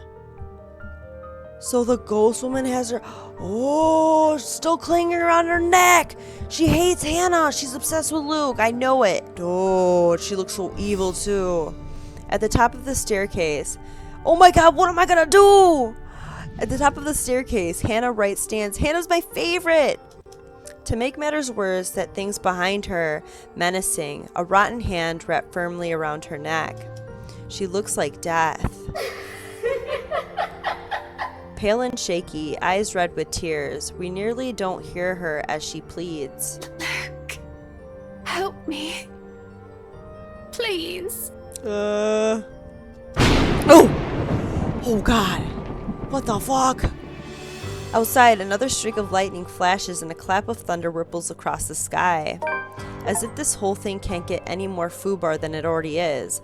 In death grip, as if this whole thing can't get any more foobar than it already is. That's all it says. Oh my god. How am I gonna get her away from her? What's happening? In spite of the danger Luke Wright posed at the moment, Ashton lowered his gun and assumed an imploring tone towards the man he hated. Amidst the tense air, a voice suddenly echoed in the foyer. There at the top of the grand staircase stood Hannah Wright.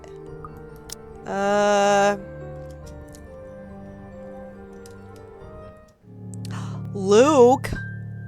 Oh my god, I thought we had so much more to go with Ashton. Achievement unlocked, a glimmer of hope. They might all make it out of this alive. To say that I'm scared of what's happening is a gross understatement. Where are we starting with him? I don't know yet. Okay, the last profile. Lucille Mitchell Luke Wright. Birth date is August 2nd. He's a Leo and he's 31 years old. Height 5'8", 173 centimeters. Occupation president and CEO. Nationality British. Religion atheist. Raised Anglican. Education high school dropout. Privately tutored. Likes bread pudding, dogs, wine and absinthe, piano playing, daffodils, money, women, and power. Sounds like Luke.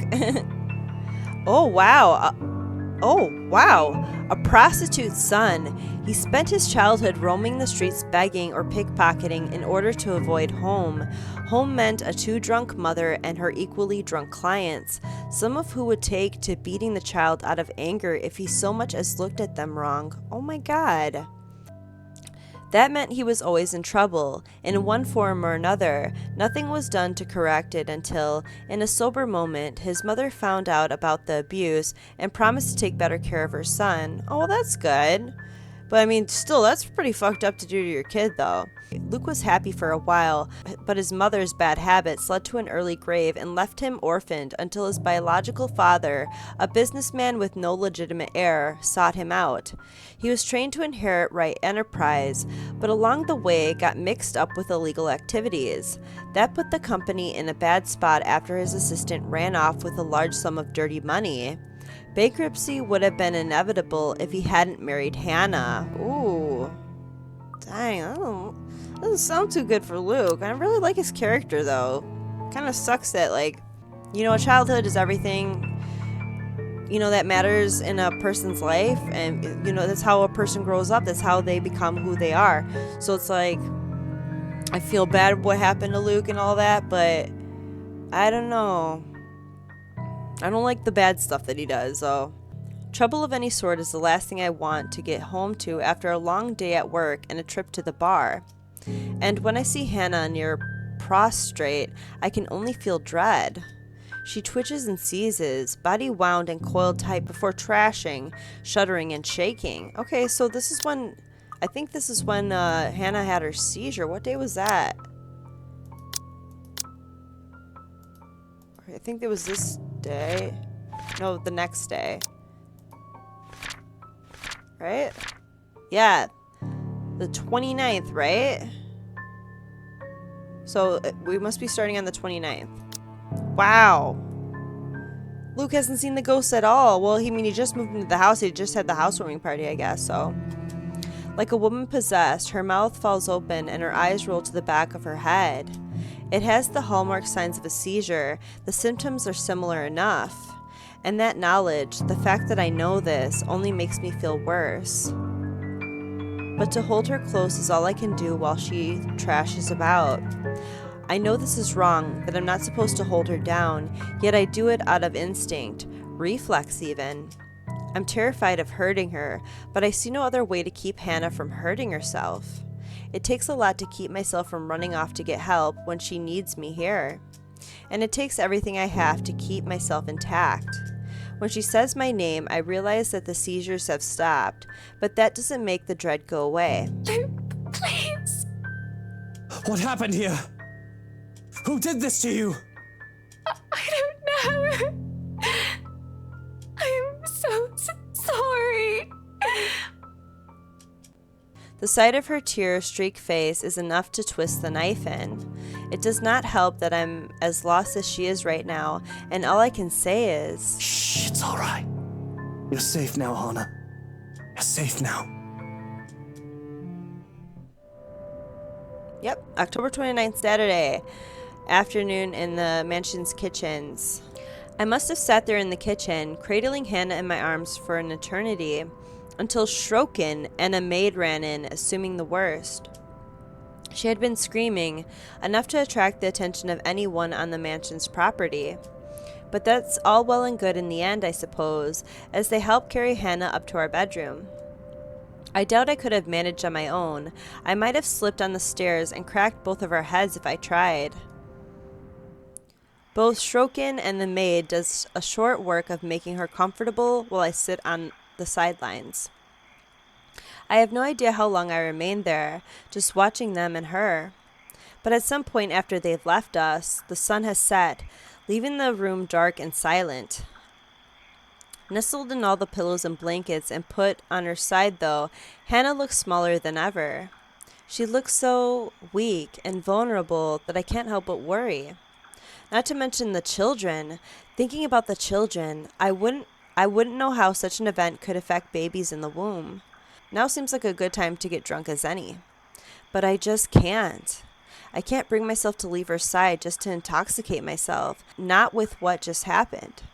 I might just drink myself to death if I so much as tried. Please, stay with me, darling. Of course. Okay. Anything for you, sunshine. There's no way I can leave her side without feeling guilty. Besides, what sort of husband and father would I be if I don't take care of her when she's sick? Not that I'm too confident about what I can do on my own. I'm not trained for this sort of thing. Even if I've experienced similar scenarios before, I might still have it all wrong. I've already called our personal physician along with the obstetrician who knew of her pregnancy for a house call in the morning. We'll have to go on from there. I don't like to think about it, but I can still remember the doctor's instructions on how to take care of my mother while she was ill. Provide a safe space for her to rest. Check. Let her lie on her side so that she doesn't choke. Check. Loosen tight clothing to let her breathe. Check. Keep calm and don't panic. Well, I'm having a bit of trouble with that one, aren't I? Do you want any water? Something to nibble on, perhaps? I can call for something to be brought up. Soup would be good, right? I'm fine, Luke. Don't you worry. I'm just a little sick, but I'll get better. Why does she sound so creepy, though? A pained look crosses her face, and more than anything, I wish I can take away the pain she feels now. When she beckons me to come closer, to hold her in my arms, who am I to say no? Aww. Achievement unlocked, lulled to sleep. Hush, my darling, don't say a word. Oh, this is so cute. Like, I kind of want to make this one my thumbnail picture, but there's so many other good CGs that they've shown in this episode. Like, we didn't really get that many for the other ones. It's crazy. Oh, but they look so cute together like this. I wish Luke wasn't such a bad, like, did bad things. Like, I wish, like, he was like, you know, I had a hard life, but, you know, I want to do better. And I feel like giving Luke one more chance, like, I feel like, and she's going to have children, like, he has to change for the better, right? I mean, he knows that what he's doing is wrong. He just gets drunk to, like, kind of, like, numb that out and, like, not have to think about it, right? So her body still quivers, tiny shakes that make my heart feel like it's going to stop and give every time they happen too much. I take care to give her room to breathe, no matter how much of an uncomfortable position it puts me in. Aw, her scent is enough to bring me at ease. Golden flowers, marigolds, buttercups, and daffodils. Aw, that's why I call her Buttercup.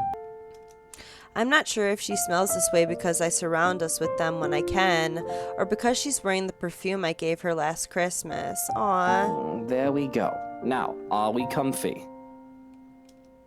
She nods her head weakly, a smile barely making its way on her lips. I'd be ready to fulfill any request she has, anything to make this easier for her, anything to make her happy. But when she next speaks, I can feel my breath catch in my throat. Sing me a lullaby. Aww. A lullaby? Of course, I can do that. That is actually really sweet, though, that he would sing her a lullaby. I know I've done so many things in my lifetime that would justify a horrible end. But not Hannah. She never deserves this. This is all far too horribly familiar. To find myself in bed, clutching reverently to an ill-beloved, wishing it isn't real and hoping it doesn't get any worse. To find myself screaming at a God I've long abandoned and forgotten, not her, not again, take her and you will bloody rue. To have a lullaby shared, so we can forget the pain and the fear. Hush, my darling, don't say a word. I'm gonna get you a mockingbird. Aww. I can hear her breathy laugh, though she doesn't tell me to stop. If this amuses her, then that's fine. But her breathing soon evens itself out, a good thing too, and before I know it, she's fallen asleep. If only it would be as easy for me. I certainly don't envy her, but I don't particularly like how my mind runs right now. Battered and frayed, clutching at straws and asking myself if I'll really let myself fall apart in this moment. It's alarming how just the thought of losing her could break me, pregnant or not. And if that mockingbird don't sing, I'm gonna get you a diamond ring. I've already lost my mother, the only other woman I've truly loved in my life, and without knowing then as a young man, that wounded a great part of me. I'm aware now of how scarred I am, for lack of a better term. And if anything ever happens to Hannah, well, I don't know what I'd do after the fact. Would the loss drive me insane? Would I become mad and swear bloody vengeance on a world that deserves less than her? Would I end up drowning in sorrow and guilt until I end up drinking one night and figuring a bullet is a good way to go? Oh no. Or perish the thought, would I become like my father, one who had no further love for anything, not others or even objects herself? The vainglorious Mongol that worked and worked for the sake of succeeding in the search of happiness that would never come. And if that diamond ring turns brass, we're gonna go to fields of grass. For a long while, I was that man, wasn't I? Pursuing gold and glory and nothing else. Bloody hell, I even started courting Hannah for the money her family had. Oh, wow, that's kind of messed up. She was a mark to be attained. But she was just so bright, and I don't mean intelligent, though she is certainly that too. No, she was bright, in a manner that she could bring such sunshine to anyone's dreary life. I thought I would need to put on a mask with her, just like with all the others. But if anything else, she made it feel so constricting, suffocating, that I pulled off the mask on my own. I had wanted to be myself around her, just as she was so willfully showing her real self to those around her. It wasn't some sudden realization. There was no eureka moment. It just happened. And in those fields where we roam, we'll take daffodils for our home. Is that really in the song? No, it's not. We would meet up and talk about business, but then those could only last so far, long after a few dozen dates. We ended up talking about other things, little things that didn't seem to matter so much, inconsequential things that one would end up forgetting in the grand scheme of things. Good food, good music, dogs, the film we just saw, books we've read while we were apart, and places we want to go to. Things that weren't important suddenly are. It confused me so much, but I was happy. And at some point, I told myself that this was the woman I wanted to spend my life with. Then I would forget that a lot. It was out of some misguided need to be my own person, to not be defined by anyone else. I refused to put her on a pedestal or make her the center of my universe. Married or not, we were our own person at the end of the day. But I would forget too, at the very least, remember that she was there with me. And if those daffodils die and wilt, we'll still have the home that we built. She made me better, but I was, still me to an extent, still the son of a bitch that has something to prove. I forget it again and again, no matter how hard I try. I'll spend extra hours at the office for something or another, to have favorable stocks, to take care of a debt, something. Sometimes I'll even bring work home if I haven't gone to drink and destroy my liver. I'll flaunt the riches, some of which aren't even rightfully mine in the first place, and lord myself over everyone else because I fucking deserve it. Because that is how I prove myself, when I don't even have to prove myself to Hannah. Sometimes I wonder, had we met under different circumstances, had I grown up a different way, would all of this be any better? Would we be any happier? Good night, my sunshine. Aww. Now, there's the thought.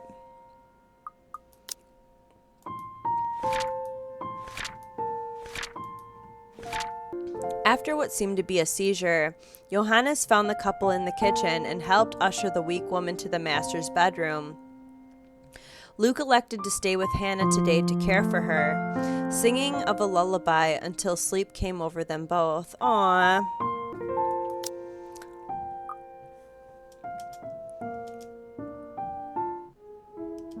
Mommy, what happened?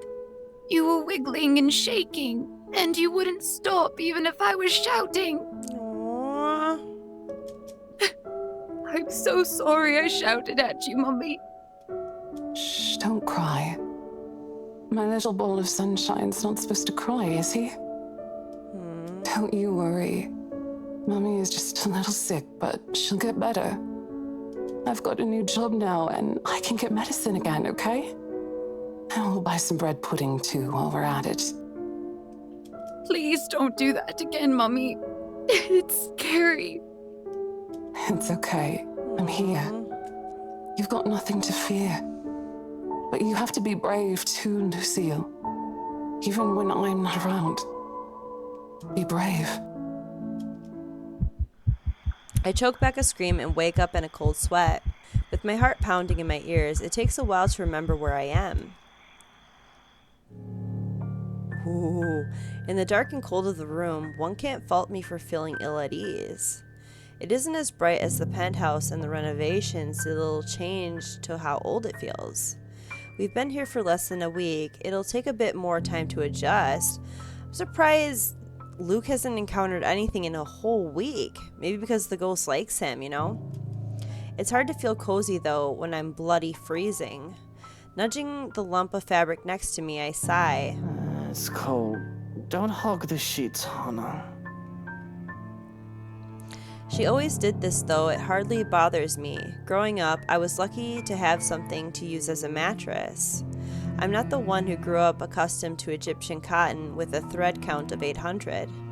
Besides, the warmth that Hannah exuded on her own is usually enough to keep me sleeping through the night. The temperature tonight must be something else with how chilly it is right now. I must be considerate. After all, the poor dear is ill, though I loathe to think about what had just transpired. Don't make me pull those sheets off you. That blanket is large enough to cover an elephant. You need to share. It takes a while. What was that, honey? Someone else is in the bed with you, bro. Apologies. I'm just in the loo, so if you can give me a moment. There's no sign that they'll be moving where they lie. With care, I go for a knife hidden under the side of my bed. It would be foolish of me to instigate anything while I'm unarmed, after all. To pull back the covers would be a more difficult affair, because reaching out to uncover who was underneath, I have to prepare for anything and assume the worst.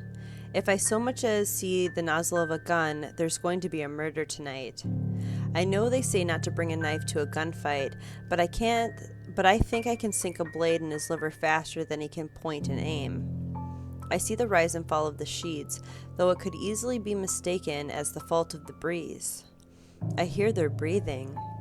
A great sense of foreboding comes over me, making me hesitate with my plan. I should just get Hannah and myself out of here, not look back and let security handle it. That's what they're there for. Or maybe I should just man up.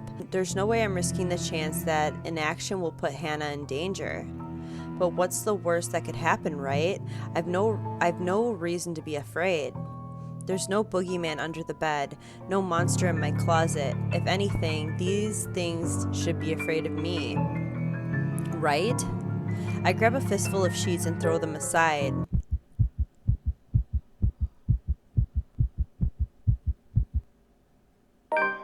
Oh my god, I thought something was gonna happen. Nothing.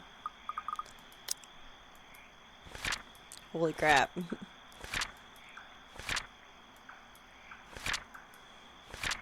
Wait, hold on. So yeah, this is the same day that Ashton finally encounters the ghost at BRC. Luke woke up in the middle of the night with a scream and in cold sweat. Finding comfort in the warm body next to his, he tried to get back to sleep and forget the images plaguing his mind until Hannah called out from the loo. Nothing but a bunch of pillows stare back at me. Must be my imagination. I'd rather not think I'm going mad. It could very well be the stress getting to me, all this drama with Hannah. I've been doing well all these years, all things considered. I guess I do have a breaking point. But still, the world goes on even if one cannot, and I must go along with it. I suppose a day off or two tomorrow wouldn't hurt. Rest, aside from a few hours of sleep, will be welcome. More than. But I can't shake off the unease. I dare say that I feel afraid, irrationally so, that something will come creeping and crawling from under the bed, even as I lay back down and close my eyes. October 30th, Sunday. The odd dreams don't linger, thankfully. But with the morning comes another disturbance. Both too loud and too sharp for my tastes. And I have very fine tastes.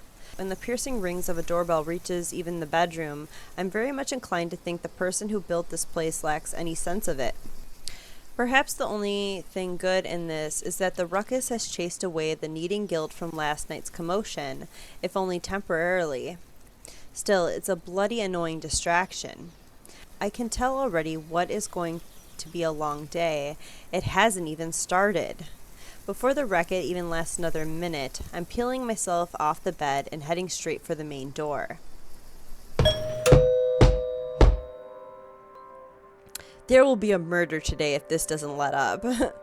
How quaint. It seems everything in this blasted universe is intent on getting in my nerves as of late. Gordon Bennett! Only a Nancy would knock at such an ungodly hour! Is this when Zach stops by? I think I remember him saying this when Zach was ringing his doorbell or something. In the first place, I shouldn't be the one doing this. This is why I hired a valet, for fuck's sake. Where's that damn butler when I need him? I'll be honest, if only for today. With the mansion this quiet at this hour of the morning, it's easy to believe those little ghost stories might be real. But the only horror here is the news Hannah has brought forth yesterday and the very idea of me being a father. Neither the deafening silence nor the biting chills spreading across every room in the place. My wife is pregnant, bloody bollocks. There's no place for fear when another set of problems already burns that fuel. So I wait for another second. When no butler still answers my call, I simply yank the doors open myself, perhaps with more force than needed. And maybe it should be appropriately there, considering the person on the other side and the hour he dared appeared on my doorstep. Even someone with a half a brain knows not to disturb anyone this early. Brief confusion quickly gives way to anger, and before the bloody photographer can even get a word in, I'm hurling venom at him. It's less than he deserves, really. Hannah will disapprove, scold me for treating the photographer with such disrespect if she hears me right now. She seems fond of him, after all, despite meeting him only once or twice. He's merely doing his job, she'll say. But she's not here, isn't she? What she doesn't know. You? How the hell did you get in here? What in seven hells do you want? It's bloody 6 in the morning! Listen, sir, I know this is not a good time. Oh, it's not a good time! Did you even check the clock before coming here? I bet you didn't! Oh, there was something I forgot to do. I forgot to check his branching tree. Right in the beginning, but I want to see how long it is. Whoa. Dang. Might be as long as Ashton's. It says I only completed 12% of Ashton's chapter. Dang. This is still my home. My rules also apply to this place as much as Hannah's do. As simple as that. Unlike you, the ones living in this house need to sleep. It just so happens it's also a person I will never take a liking to. No need for remorse. Come back when people are actually awake, or I'll call security on you. He continues shouting even as I slam the door in his face. Some nonsense about the news lately, though I don't understand most of it. However, with the closed doors muffling the better part of it, and with no ears to listen, his tirade doesn't last too long. Eventually, he leaves, and silence once again fills the room as it should. In hindsight, maybe I should also call for a psychiatric services. He certainly sounds mental just screaming like that. A suspicious man like him left roaming the immediate grounds? Nothing good can come of it. But if his presence will indeed bring a problem, a sign of bad things to come, I'll probably know soon enough. Worst comes to worst, Shrokin will take care of it, if need be. Ooh. Dang. So they, I think they might, be killing people. It's what I'm paying him for. In the meantime, the bigger problem at hand. It's on a whim that I've chosen to cook. Sure, I have a lot of other things I could have done instead, but cooking distracts me, and I do find it relaxing on the rare occasion I step up to the task. On the tray, 2 plates of roti paired with spicy beans, boiled eggs, hash brown, and bacon topped off with peppers, courgettes, and akis. That looks good, though. I would eat it. I can't get back to sleep after my abrupt awakening earlier. Although I did not think about drinking to get some 40 winks, I've changed my mind at the reminder that my very pregnant wife is sick in bed. I love my alcohol, no doubt, but there are times when even I shouldn't drink. As it is, I'm running on nothing but 2 cups of coffee. The surprise on Hannah's face is apparent the moment I step into our bedroom holding a breakfast tray. But it quickly changes to a look of delight as I place the tray on the bed. Good morning. What's all this then? Oh, that does smell good. I made breakfast. In hindsight, I probably should have prepared something a lot healthier for you. Oh, don't you fuss. This is absolutely perfect.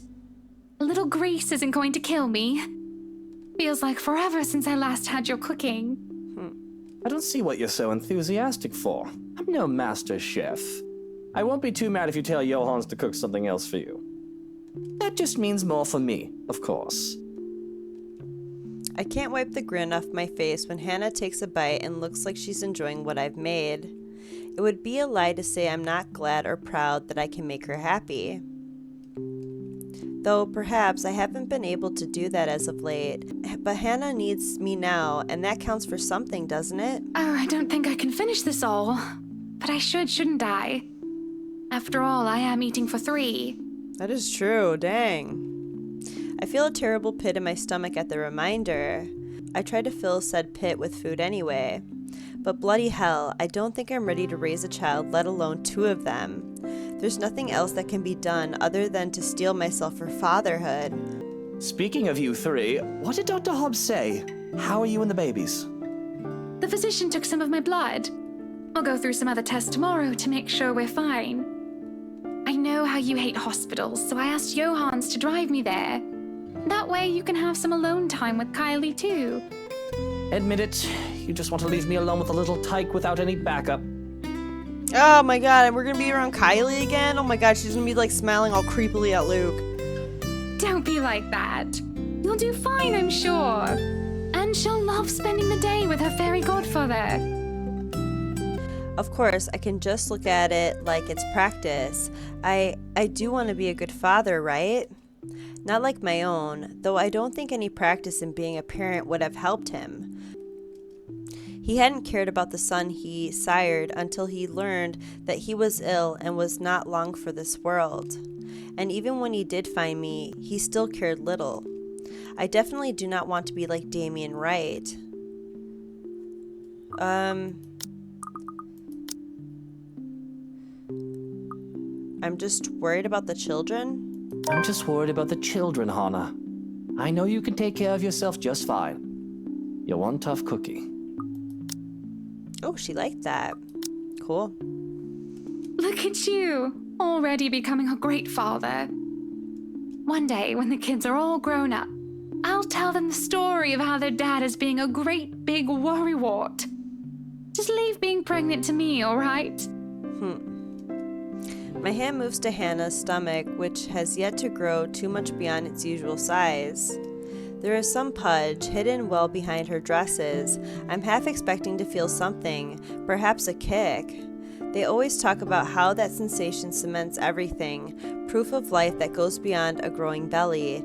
But, of course, it's far too early for that. I still can't believe it, you know. I didn't think it would ever happen. We're going to have kids. A shame. I certainly need grounding. It would help me get my head around what's going on. How are you feeling about all of this? I don't know how I feel, actually. Worry is the first thing to come to mind, and I don't think I'll ever stop feeling that. That's what brought this on, isn't it? And it would be awful of me to say that I'm not happy at the news, excited even. But that all did not stop me from feeling the same fear I had from when Hannah first told me of this. I was so afraid, still am. I never gave thought into being a father until now. But I'm already afraid for them, their safety in the world they would find themselves born into. I'm afraid for them because of me, the bastard who will be their father. The only consolation that comes to mind is the fact that they'll have someone like Hannah as their mother. Like I told Miss Pink, I never wanted to spawn anything. Though I truly did not mean to call a child, even an unborn one, an abomination. Of all the people in this room, I'm the one closest to being a monster after all. I'm all right. You're good, so I don't see why I shouldn't be. Aw. I'm not the one carrying a pair of brats around in my belly, am I? Just think about it. 2 tiny humans are inside of you and you're going to swell up like a watermelon. I don't doubt it. If you can get through this, so can I. I'm afraid. But the smile that Hannah gives me is enough for me to believe that everything will be fine. We eat the rest of our meal in companionable silence, and if I shovel some food off my plate onto Hannah's, she makes no comment on it. Come on then, sunshine. Eat up. Can't have any of you starving on my watch now, can I? I say it in a joking manner, but I am entirely serious about making sure they didn't starve in every sense of the word. I know it is an impossibility to be lacking when it comes to food, with how well off we are. But there are other things a person can be starved of. Affection, attention. I can probably think about a third word that starts with the letter A, but I digress. Soon enough, our plates are clear and I put them away. There is no objection to it either, as a quiet yawn escapes her lips and her eyes start to droop. Indeed, the urge to sleep is high after having a full meal and with an inviting bed. But sleep isn't what I want or need right now. I'm quiet as I can be when I make my exit, tray of food in one hand.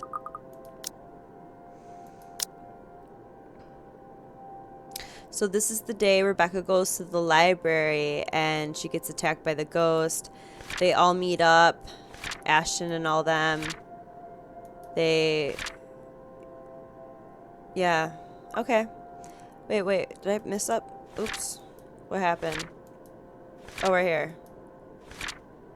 Okay, come Sunday morning, Luke continued caring for his sick wife, going as far as preparing breakfast for her, putting a smile on Hannah, even more when he admitted worrying about their children's well-being. When sleep had taken her once again, he simply left her to rest.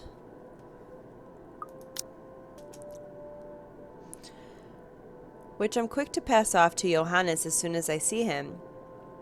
Johannes, look after her. I just need to get out. Stretch my legs, clear my mind, think. I don't think having screaming, crying babies will give me much time for that once Hannah gives birth. Is everything all right? Should I be worried? Everything is good. Really. Best I've ever felt in quite some time, I think. Well, I think that's cause for concern. Shall I expect to find a corpse in need of cleanup? Jeez. I can only shake my head and grin, the deadpan delivery both amusing me and making me wonder if he is joking or not. It can easily be half and half. There has been an instance or two where that did happen. Ooh, what the hell? But I don't give him an answer, let him keep guessing, and step out for a breath of fresh air. Gray skies loom over the horizon, through the sun fights for every precious minute it gets to stay. It'll rain again soon, with the wind bringing along the gloomy clouds normal to Luxborn. Until then, it doesn't hurt to be out here for the fresh air and sunshine. I walk to the gardens, what little of it there is at the moment anyway, and kneel by the daffodils. These were the first to be brought here and planted on my request, and if nothing else, they brought in a sense of peace. They were Mother's favorites. Closing my eyes, I lift my chin up to welcome the light that shines upon me. And for a minute, I can imagine myself as one of the flowers, peaceful, blooming, and all too happy to stand in its warmth. Life would be so much easier if we were all like flowers, wouldn't it? But I didn't step out here to get all philosophical. I have problems much more practical than figuring out the meaning of life, after all. Too many things have gone on these past few days. And I want to forget about them, even for just a moment. It's almost All Saints, isn't it? To think I've almost forgotten. I speak the words absent-mindedly. The date means nothing to me, as I neither worship the religion, nor have any graves to visit. After all, Mother was never given a proper burial. Aw, that's really sad. But it's a date, as good as any, for me to grieve. Otherwise, I would have done so every single day, crippling myself and shutting everyone else out. I can remember how the flames licked at her flesh and how it consumed her body until there was nothing left but ash. I stood there watching with the operator and a social service worker, though I could have been alone for all I cared. I felt alone. It was the most that could be done. No one would attend the funeral of a dead prostitute, let alone pay for it. All that is left of her, proof that she had lived, is her name written in the ledger of Luxbourne Cemetery, a lighter, and me. Pulling out the lighter from my jacket, I can't stop myself from flicking it open to stare at the flame and to run my thumb over her name. Eleanor. All in all, it isn't much, but it's something. And it'll be wrong of me not to make something of myself when she would have given everything to make sure I can become anything I want to be. Feels like I'm stuck in a nightmare right now. What I would give to have you here by my side, Mother dear. To see you smiling at me, alive and as beautiful as ever. I'm afraid I'm starting to forget what your face looks like. I've already forgotten the shade of your hair. Eleanor Chandler was a wonderful woman, though not everyone would have agreed. Not everyone had seen past her occupation, past her vices and her illness. All they saw was a poor woman who sold her body to make ends meet and had a bastard son because of it. They didn't see the mother who worked hard to put food on the table for me, the woman who gave and gave and gave to me while expecting nothing in return. She taught me the merits of hard work, but though I loved her so, I worked hard for myself. I would not be so foolish, so selfless towards people who would never give back. I learned that from the father who plucked me out of an orphanage for his own selfish gain. I pocket the lighter before I can feel the urge to actually set anything ablaze. Considering my close proximity to the flowers, they would be the most likely victim of arson. Just the thought itself is blasphemous. Nevertheless, that doesn't save them from being picked, just enough to make a bouquet of the things in honor of Eleanor. Would you be proud of me if you saw me now, Mother? Maybe. You're always so forgiving. No matter what trouble I got into, more than I deserved. Especially now. It's been a while since I've talked to my mother like this. I've been thinking of both my dear parents far too much as of late, when I shouldn't.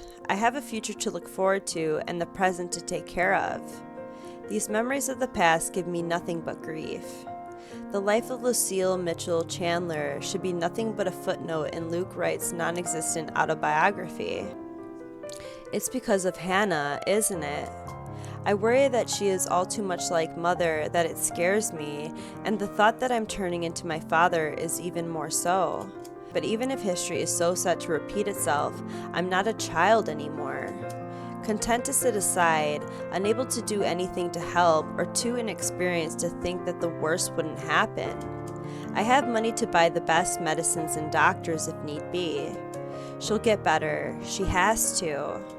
And once we get over this little bump in the road, I can stop worrying. All will be right with the world. Unfortunately, my time alone is cut short, though.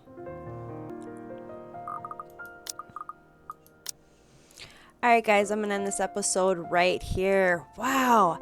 Ashton's chapter had so many CGs, and I mean, it just got so intense there at the end, like the house shifting and changing, and, you know, they can't find a way to get out. And then finally Luke appears. I thought everyone in the house was dead, you know. He appears and, you know, having a gun out, pointing it at Ashton. You know, they're at a standoff with each other, and it was just... And then now Hannah's being held captive by the ghosts.